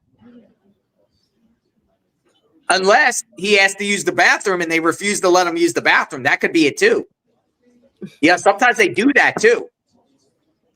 Sometimes they get a suspect and the suspect be like, yo, I got to use the bathroom. And they're like, we're not letting you go until you tell us what's up. And maybe he just peed himself because they wouldn't let him use the bathroom. That looks like pee to me. Mm-hmm. Yeah, sometimes they tell you ain't going nowhere, pal, till you fess up. Yeah, they play hardball in some of these jurisdictions. Tell us what you know now, or we're not going to give you anything to drink, eat. You're sitting here until you say something. Yeah, they said he gave them a fake ID and fake name. When police asked if he'd recently been to New York, he became quiet and started to shake. You're caught, pal. It's over.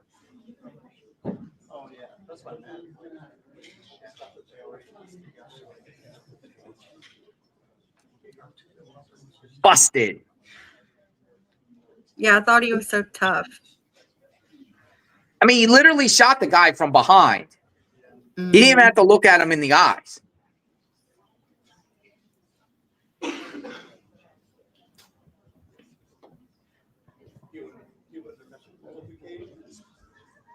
To me, that's a sucker move.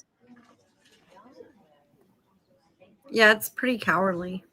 I mean, especially when he's not the hitman hired by some. I'm assuming that he's not hired. I mean, we don't know yet, but just all indications point that this guy just did it because of his own gripes. But this isn't like a paid hitman job. Mm-hmm. The police said earlier that they believe he acted alone. So I don't think we're going to get any other names being dropped in this one. Could be wrong.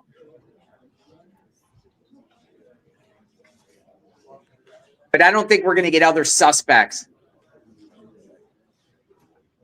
or some sort of conspiracy or the wife being charged or, you know, a lot of people talk about the wife. The wife hired somebody. Here we go. Here we go. I'm going to put it on that one.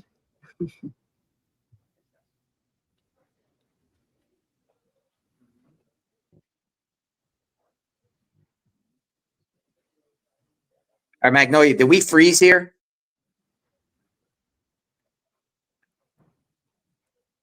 Okay, we're here. Here's the other one. Yeah, let's leave it here. This one's a safe bet. There's a couple different angles, but we'll go this angle since. Now, who are these guys?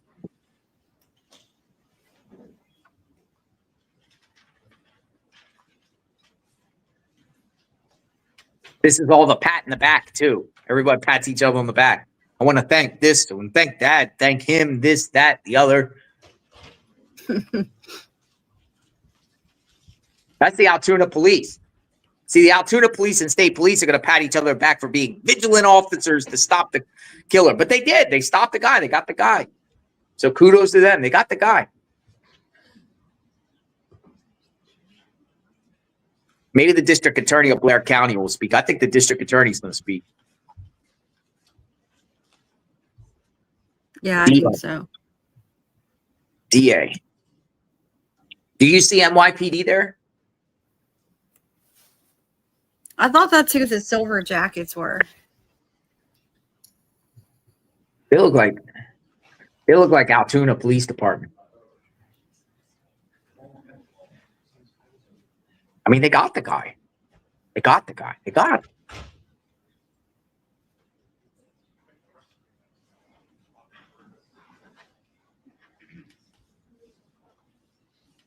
Probably the DA is going to speak.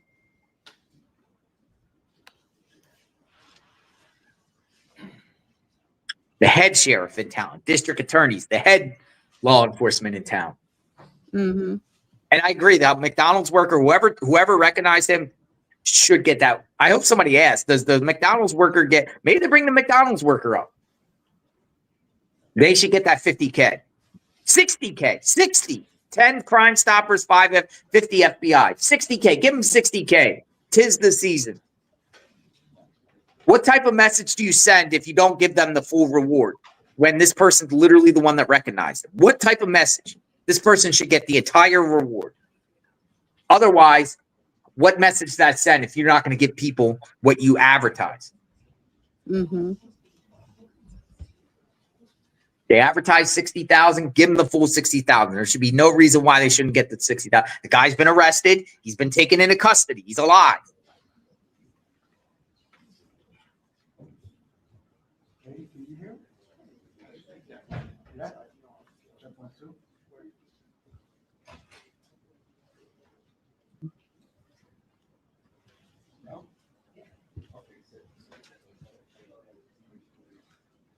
Live in Altoona, Pennsylvania at the Blair County Courthouse, it appears.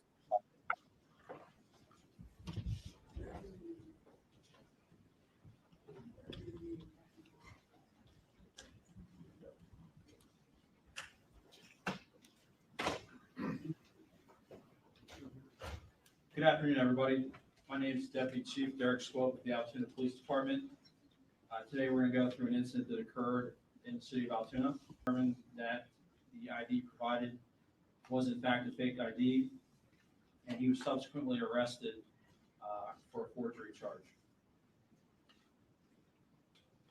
At this time, I'm going to turn it over to Governor Shapiro for some words.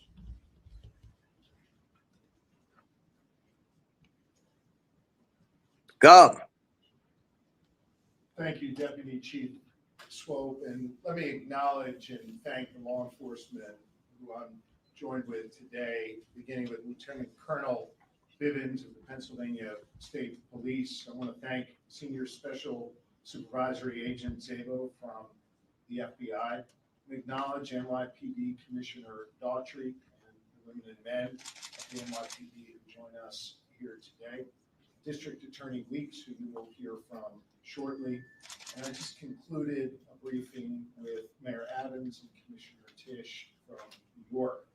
I want to say a special thanks to Officer Tyler Fry of the Altoona Police Department. Officer Fry is about 6 months into his time serving his fellow people here in Pennsylvania, and he acted swiftly, he acted with smarts, and he acted with calm. You know, safety often turns on the strength of the relationship between the community and law enforcement. We have that strong relationship here in Altoona, and it was proven here today.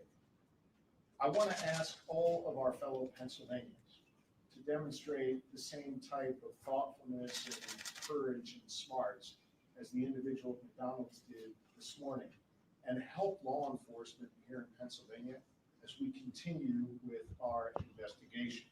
You'll see photos. I want to ask all of our fellow Pennsylvanians to help us with any tips that they might have by contacting us at 800-4PA-TIPS.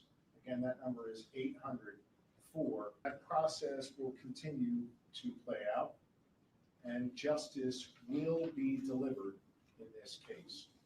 This case is hinged on attention. In fact, the attention in this case and the killing of Brian Thompson was helpful, no doubt, in allowing us to capture this killer, in alerting that individual at McDonald's this morning, and then having that individual contact police. But some attention in this case, especially online, has been deeply disturbing, as some have looked to celebrate instead of condemning this killer. Brian Thompson was a father to two. He was a husband, and he was a friend to many.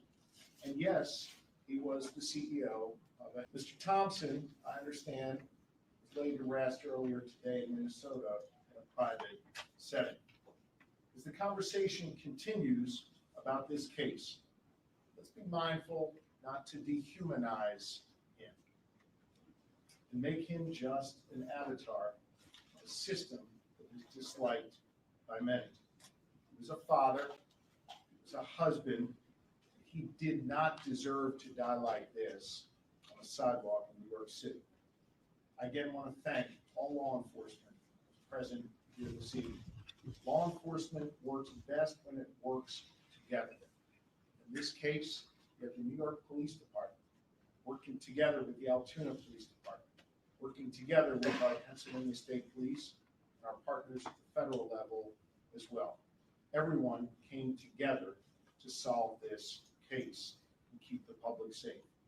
I again want to ask my fellow Pennsylvanians, if you have any information regarding this suspect or his travels throughout Pennsylvania, please share those tips with us immediately. And with that, I want to thank District Attorney Weeks for his important work today and invite him to the microphone to say a few words. Thank you, Governor Chairman. Good evening, everyone. I would echo the governor's sentiments. Law enforcement does work at its best when they work together.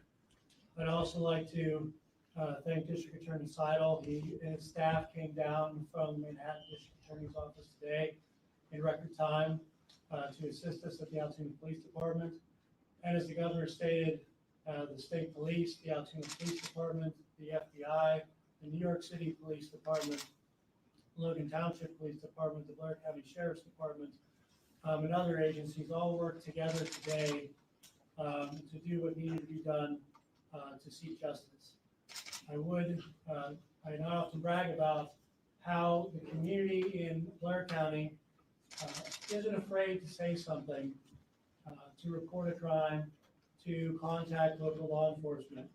And I've often touted how they've made their community, whether it be Altoona or somewhere else, a safer place to live. And today I submit that a resident from Altoona and the Altoona Police Department helped make New York City a safer place to live and helped kickstart the process to seek justice for a senseless killing. So again, I'd like to thank everybody, and it's my honor to introduce Deputy Commissioner Daugherty at this time. Thank you, Mr. DA. On behalf of the New York City Mayor Eric Adams, my boss, Police Commissioner Jessica Tisch, I want to extend once again your appreciation to the Altoona Police Department, to your leadership team, federal, state, local authorities, and especially to the customer at the McDonald's that seen something, said something, the McDonald's employee that called 911 and reported this individual inside of their restaurant. The men and women behind me, detectives. Some of these detectives that are standing behind me haven't been home since Tuesday when this incident happened. They've been working this case tirelessly around the clock. And when they got that phone call, immediately they jumped in their car, the police car, and raced down here to go see if this was the individual they were looking for. That's dedication. That's their commitment to bringing this individual to justice is just standing behind. And on behalf of the mayor and the police commissioner, they extend their thanks and appreciation to you as well. Here's a message to the criminal element that they want to commit a crime in New York City and cross state lines, county lines. The message is very clear. Police Commissioner Tisch's police department will find you and bring you to justice. Just look behind you. Thank you.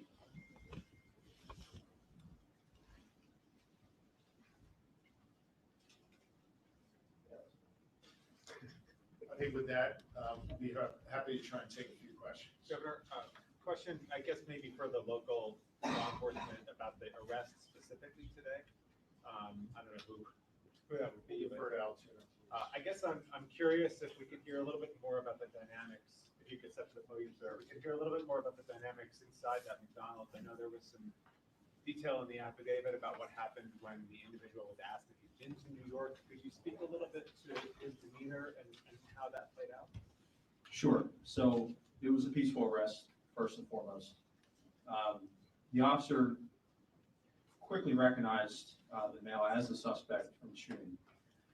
And within several seconds of the first contact, he had asked the suspect if he had been in New York City recently. And that really invoked a physical reaction from the suspect. He became visibly nervous, kind of shaking at that question. And he didn't really answer it directly. So that statement alone really said a lot. And the suspect didn't have to say a lot after that question to show that, he was very nervous at that point. Was that the officer that the governor mentioned who's new on the job, who was involved in that? Yes, so Officer Fry's here to my left. Officer Fry can step this way a little bit. And then his partner that he was with, Officer Joe Detweiler. Officer, could you maybe identify yourself and maybe describe that whole interaction and what played out? Spell your name. Yeah, Joel Fry, Tylerfry. So whenever we got on scene there, we were able to pretty much find where he was at in the restaurant. And as soon as he was wearing a blue medical mask. As soon as we pulled that down, or we asked him to pull it down, me and my partner and I recognized him just from what we saw in the media, photos, videos. We just didn't even think twice about it. We knew that was the guy, but he was very cooperative with us. Didn't really give us too many issues. Once we found out his identity, we took it from there. How does it feel with 6 months on the job as a law enforcement officer to be part of, to make this arrest? I can't say I was expecting it by any means, but it feels good to get a guy like that off the street, especially starting my career this way. It feels great. So upon his arrest, has he made any statements since his arrest? Has he asked for a lawyer yet? To my knowledge, he hasn't made any statements. You guys are saying staying in Altoona, and where was he staying, and then was the gun on himself, or was he in the car? We are still investigating how long he's been in Altoona. There's still a lot of follow-up to do on this case. Again, the men and women behind me are assisting with that. Can you So tell we're us? still looking into it. I'm going to ask Lieutenant Colonel Bivens of the Pennsylvania State Police to address the question. So there are a lot of things that need to be followed up yet in this investigation. Certainly, there were a number of items that were found on his person, in his backpack, that have been inventoried. And we've begun to do an analysis of some of those. There were written documents. There are electronic devices that are in the process of being downloaded. Search warrants are obtained. And so over the next hours and days, those efforts will continue. We're going to take a closer look at all of the information that we can glean from that regarding his activities up until and during the time of the homicide, his flight from New York. And we know that he has been in Pennsylvania, excuse me, for several days. And so part of that investigation will also focus on trying to retrace his steps. We've already identified businesses, for example, that he frequented in this area and activities that he engaged in. That led us to more evidence. And so all of that is becoming kind of a mountain of evidence that has to be analyzed and looked at. I'm confident we'll have a much better idea of his activities over the past number of days in New York and in Pennsylvania. Additionally, we're also trying to determine that we don't have another actor or an accomplice out there. So this information will all be used to help us prove or disprove whether that exists and whether there were any other intended targets. So a lot of questions that are out there that are unanswered yet, but we have a lot of information that we can examine that hopefully will give us some of those pieces of data that we need. Someone asked about the interview. He was initially cooperative. He is not now. And so he has been arraigned and transported and will be securely housed pending the filing of additional charges in New York. You said he is an actual suspect in the governor. You mentioned that he was in Pittsburgh at some point. Is that correct? What did you know about that time in Pittsburgh? We're not going to get into any more details at this time. We would like to hear from any Pennsylvanian, any Pittsburgher who had any sightings or any dealings with the individual. That's why I specifically asked for anyone with tips to share that. But can you talk about the extradition to New York? How does that process work? I know that you have your case deal, but what happens with the New York budget? And how long does it take? Thank you. So that answer depends. Once the charging documents are filed in the state of New York, we will file a fugitive justice complaint against the defendant. He'll be brought before a common pleas judge shortly thereafter. And the defendant will be presented with the option to waive his extradition or to contest his extradition. If he waives his extradition, we of course will make him available to NYPD and the Manhattan District Attorney's Office as soon as we're able to arrange his transportation there. If he contests it, that process typically takes between 30 and 45 days to do the requisite paperwork, but we do that all the time in our office, and that's kind of a normal procedure. Any On the matter of the backpack itself right now, the backpack itself, you had the one that was in New York. Do we know if that's the same one that he had the time of the shooting there, or is this backpack that he had here one that he may have acquired? And the findings inside, the gun, the silencer, and cash, some foreign currency as well. Is that correct? I'll defer to someone else. I'm not going to speculate on any of the interpretation of the evidence. I'm going to rely on the officers doing the investigation to complete that and reach their conclusions. Can we say more about possible at exits in this this case? point, he is a suspect in the hit on the United CEO. Can we call him a suspect at this point? Obviously, he's arrested on other. Yes, as we confirmed at his preliminary arraignment, with the permission of District Attorney Seidel, we expect charges to be filed forthwith. And obviously, that I'm not going to speculate on that timing, but tonight or tomorrow or sometime in the very near future for homicide. And can you say, sorry sir, can I just ask, in terms of the officers investigating this case, can you say any more about a suspected possible motive? So at this point, we're not going to comment on that. I mentioned that there is a lot of information to go through. Certainly everything has been or will be shared with NYPD, but there is other information that really doesn't even pertain to that investigation. It, again, focuses more on his activities here in Pennsylvania and other travels. So all of that hopefully will shine more light on it. There is some information that gives us some insight into his thinking, but again, all part of the ongoing investigation. Way too early. Can you say anything more about the document that was found, the handwritten document?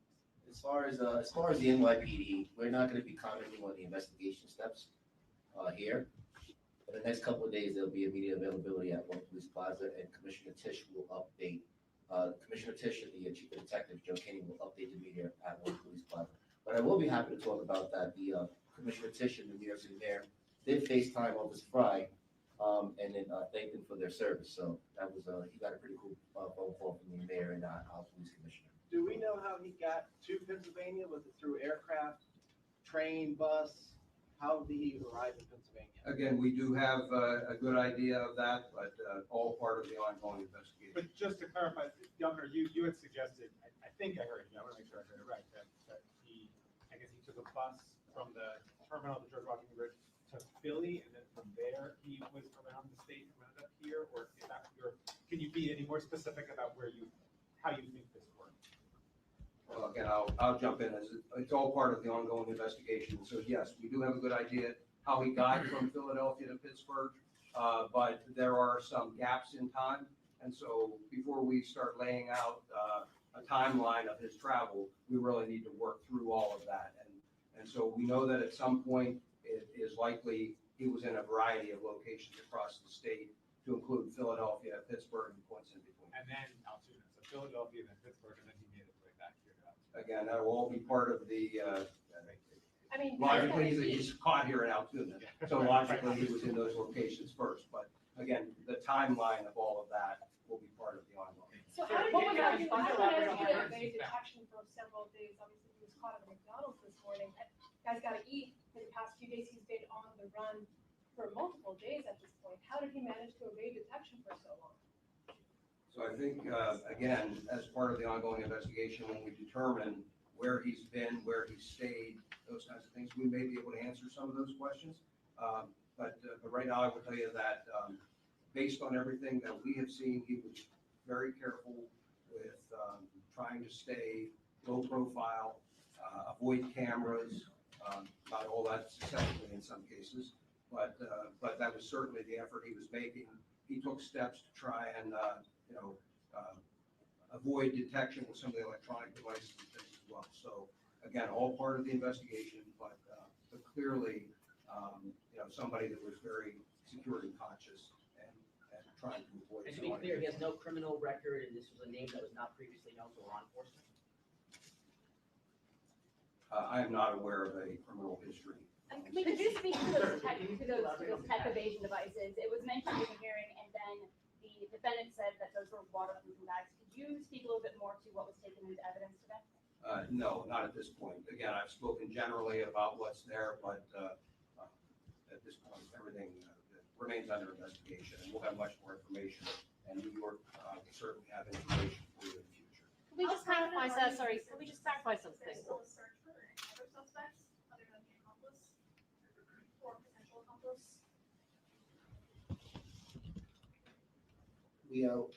We're still going to canvass. We're still going to investigate.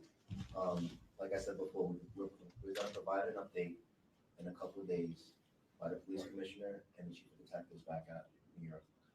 I will say this though, if anybody out there that has any information that they think that will help this case, then please contact our tip line, which is 1-800-577-TIP. Remember, all calls are kept confidential. And can we just to clarify something? clarify, Sorry, the customer spoke with the employee called 911. That is my understanding. Was it a customer that recognized the suspect first, told an employee, and the employee rang the police? Is that correct? Yes, my understanding, I was just confirming, but my understanding is the employee became suspicious, thought they recognized, and wanted someone to check it out. Because someone referred to a customer earlier, but that was. Yes, that's what I'm saying. I'm sorry, I said the customer recognized, notified the employee, and wanted someone to check it out. So it was a comment. I'm not familiar with the address of that. It's in McDonald. Yes. The suspect disputed the currency. Can you explain why there's a discrepancy or how much he was found to have? Again, we're not going to talk about what was found in the bag. We have accurately cataloged everything that was in there, and that'll be a matter. DA Weeks, could you repeat what you said in court about that money? I certainly stand by all the comments I made at the preliminary arraignment, but I'm not going to comment anymore on the evidence at this time. My comments at preliminary arraignment were in support of my argument for bail. Thank you. We probably have time for one or two more questions. Is he being held in a county or state facility? He will likely be taken to a state correctional institution later this evening. I would say specifically for Pennsylvania law enforcement, over the past few months, we've had the attempted assassination of former president, now president-elect. Now you've had this. What do you think about that? Violence can never be used to address political differences or to address a substantive difference or to try and prove some ideological point. That is not what we do in a civilized society. That was true in Butler. It was true in New York City. It's true anywhere. That is not how you make progress in this country. The person, the suspect here, who shot at that CEO and killed that CEO, is a coward, not a hero. And we need to make sure that in this country, we get back to having a civil discourse about our differences. And that is an important lesson coming out of Pennsylvania, and it is one that I think the rest of the nation needs to hear as well.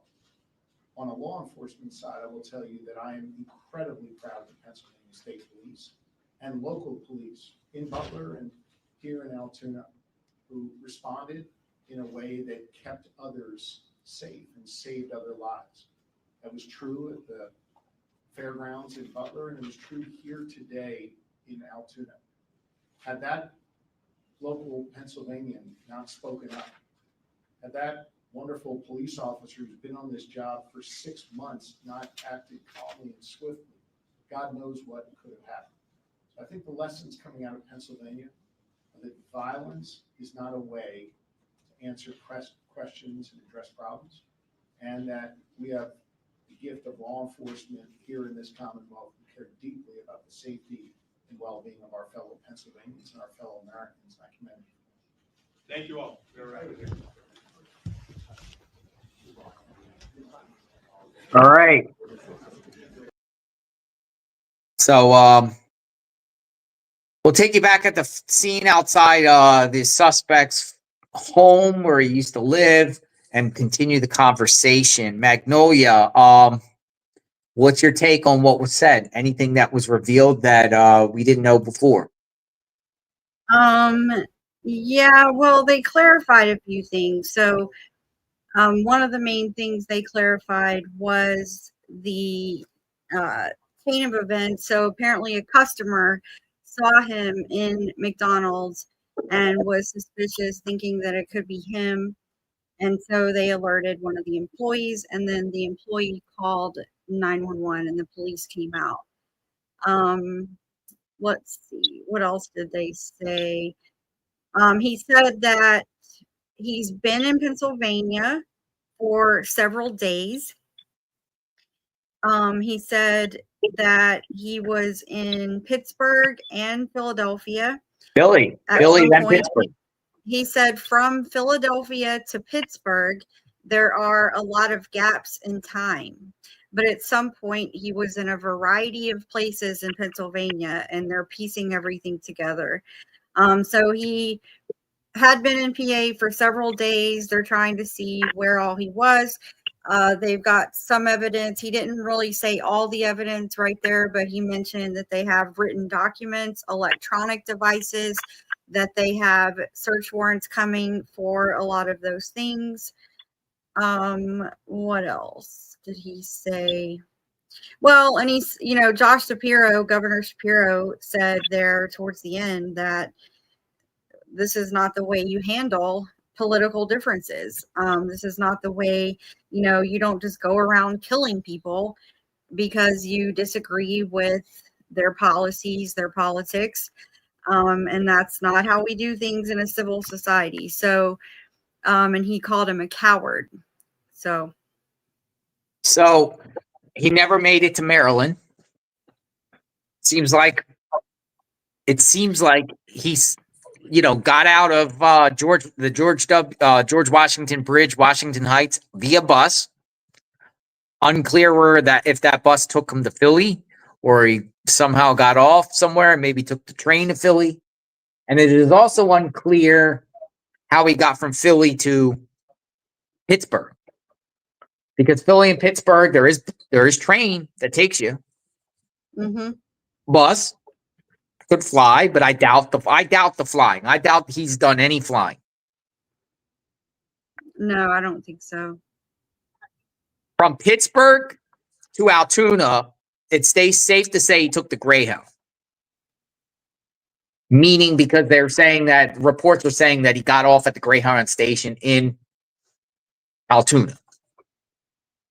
One thing I noticed. Also, one of the things that they've said too, so we've gotten some other updates from various journalists. Brian Enson's been posting some info, and so has Michael Ruiz with Fox News.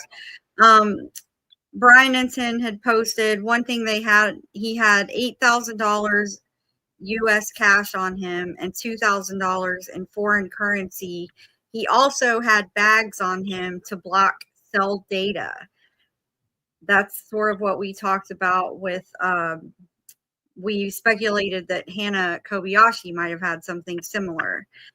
Well, what is that? The bag, remember the cell phone bag that we talked about that you can buy that'll block your cell phone from being picked up on Wi-Fi, different towers, cell signals, things like that. So the other thing is that they're asking people in Pittsburgh to call in if they had any interactions with this person.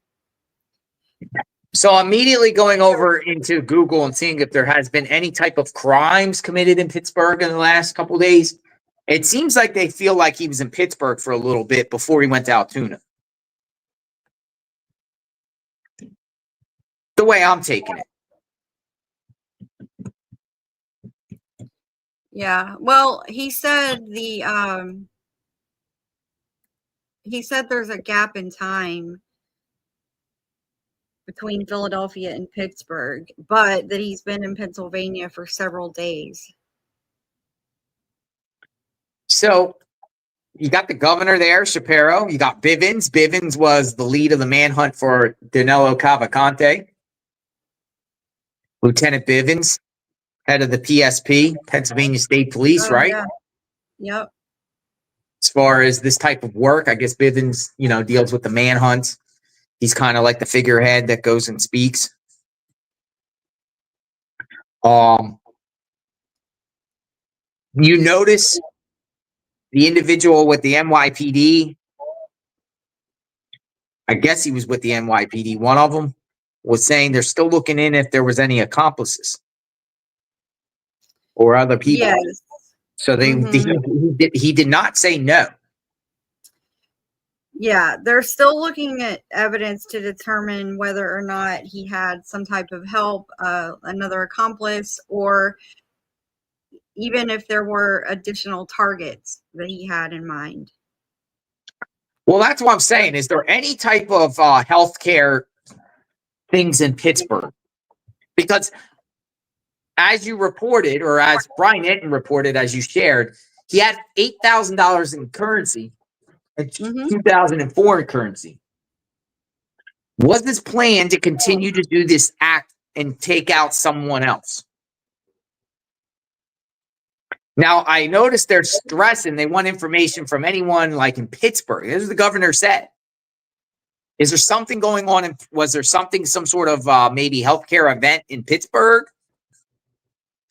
Yeah, so that was what, so about the Pittsburgh thing, that was Michael Ruiz that posted that from Fox News. He said police are looking or asking for additional tips, especially from anyone who encountered him in the Pittsburgh area.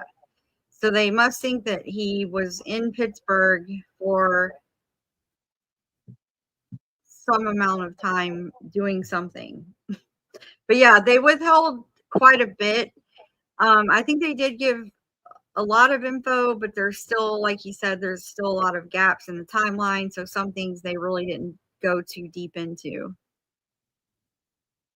Yeah, anything I can think of a major company in Pittsburgh dealing with healthcare, I'm looking is Allegheny Health. I'm trying to see Highmark Health. UPMC. What is UPMC? UPMC Insurance Division. Life-changing medicine. I'm just saying, maybe his mission was to continue. He wasn't just satisfied with what happened here. There was other targets. Mm-hmm. But ending up in Altoona, why Altoona too? Like, why Altoona? What do we got going on? What do we got going on in Altoona?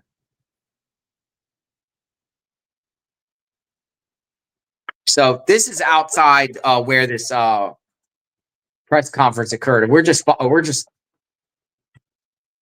about to close up, folks. If I don't see any additional information that's out there that we can share on this, but we'll definitely stay with it and continue to give continuous coverage of this as more information comes about. Anything else to add, Magnolia? No, I was making notes throughout, and I think I covered everything that I noticed that they said. So, yeah, I think that there'll be probably a lot more info coming out in the coming days. I'm sure it'll be like an avalanche of info. This guy was all over social media. He had multiple accounts. The accounts stayed up for quite a long time today after this arrest. So I know people grabbed a bunch of screenshots. I know we did. I think I got almost all the Instagram, a lot of the Facebook. I just went through really fast and tried to grab things. So I'm sure people will be digging into that, kind of looking more into his Goodreads page where he was liking a bunch of different quotes in the books. And so it seems like there's some sort of health component here, maybe with him and his back problems. But one thing I wanted to say too on the back issues, if he does have some type of back problem, why in the world would he want to be in jail when you don't have good health care in jail? Great question. I mean, they probably don't think of the long run. They just don't think this thing out. He didn't think it out. Unless it was like a suicide. What his mission was suicide by cop if he was apprehended. But it seems like he peed himself and he shaked and didn't put up any fight with police. There wasn't no bang, bang, bang shootout or anything with authorities. But that's a great question, Magnolia, because the healthcare in the prison system sucks. New York healthcare in the prison system. Yeah. I mean, and being in prison has to be miserable enough. And then to add a back problem on top of that. So, you're not getting massages and therapy and all this other stuff in prison. So, well, he'll get a massage from Bubba if he gets a girlfriend. They'll give him some Tylenol and tell him to suck it up. Big Bubba, Big Shirley. Yeah. One of them. Yeah, they'll give him a back rub. He might have to be the one that's giving the back rubs, to be honest. He has to go in the New York State penal system here. Upstate New York somewhere. I could see him giving back rubs. massages. I don't know if somebody will give, well, I mean, somebody would give him one, I guess. A tit for tat. One thing though is that, you know, the governor, I'll give the governor credit of knowing the temperature here, and the governor is acknowledging that this guy has a support system out there. Yeah. He said there's a fringe part of society that's supporting this guy's behavior. Yeah. And there is. Case in point, I made a video about his Facebook, and I shared on his Facebook. I posted it on just in regular videos, and I scrolled down and went to the one spot on his profile that was open, his profile, and 80% of the people are cheering him on his own profile before they took the profile down. But it just shows, you know, people want to give. I want to support the defense fund. He's my hero. I love him. I can't wait to help him. Things like that. Yeah. A lot of people, there was more of them than F you, rotten hell, you know, that kind of talk. Mm-hmm. So the governor was kind of talking about that. There's people out there that support him. And they're very well likely down through the whole entire process. There could be people going to this guy's court hearing and protesting outside against the health care in support of it. There could be protesters and supporters. Yeah. So, well, somebody earlier in the chat said there's a new king, so Brian Kohberger is out now. Well, yeah, that's what I'm saying. The fangirls are going to be right for this dude. For sure. They're going to forget all about Brian Kohberger now.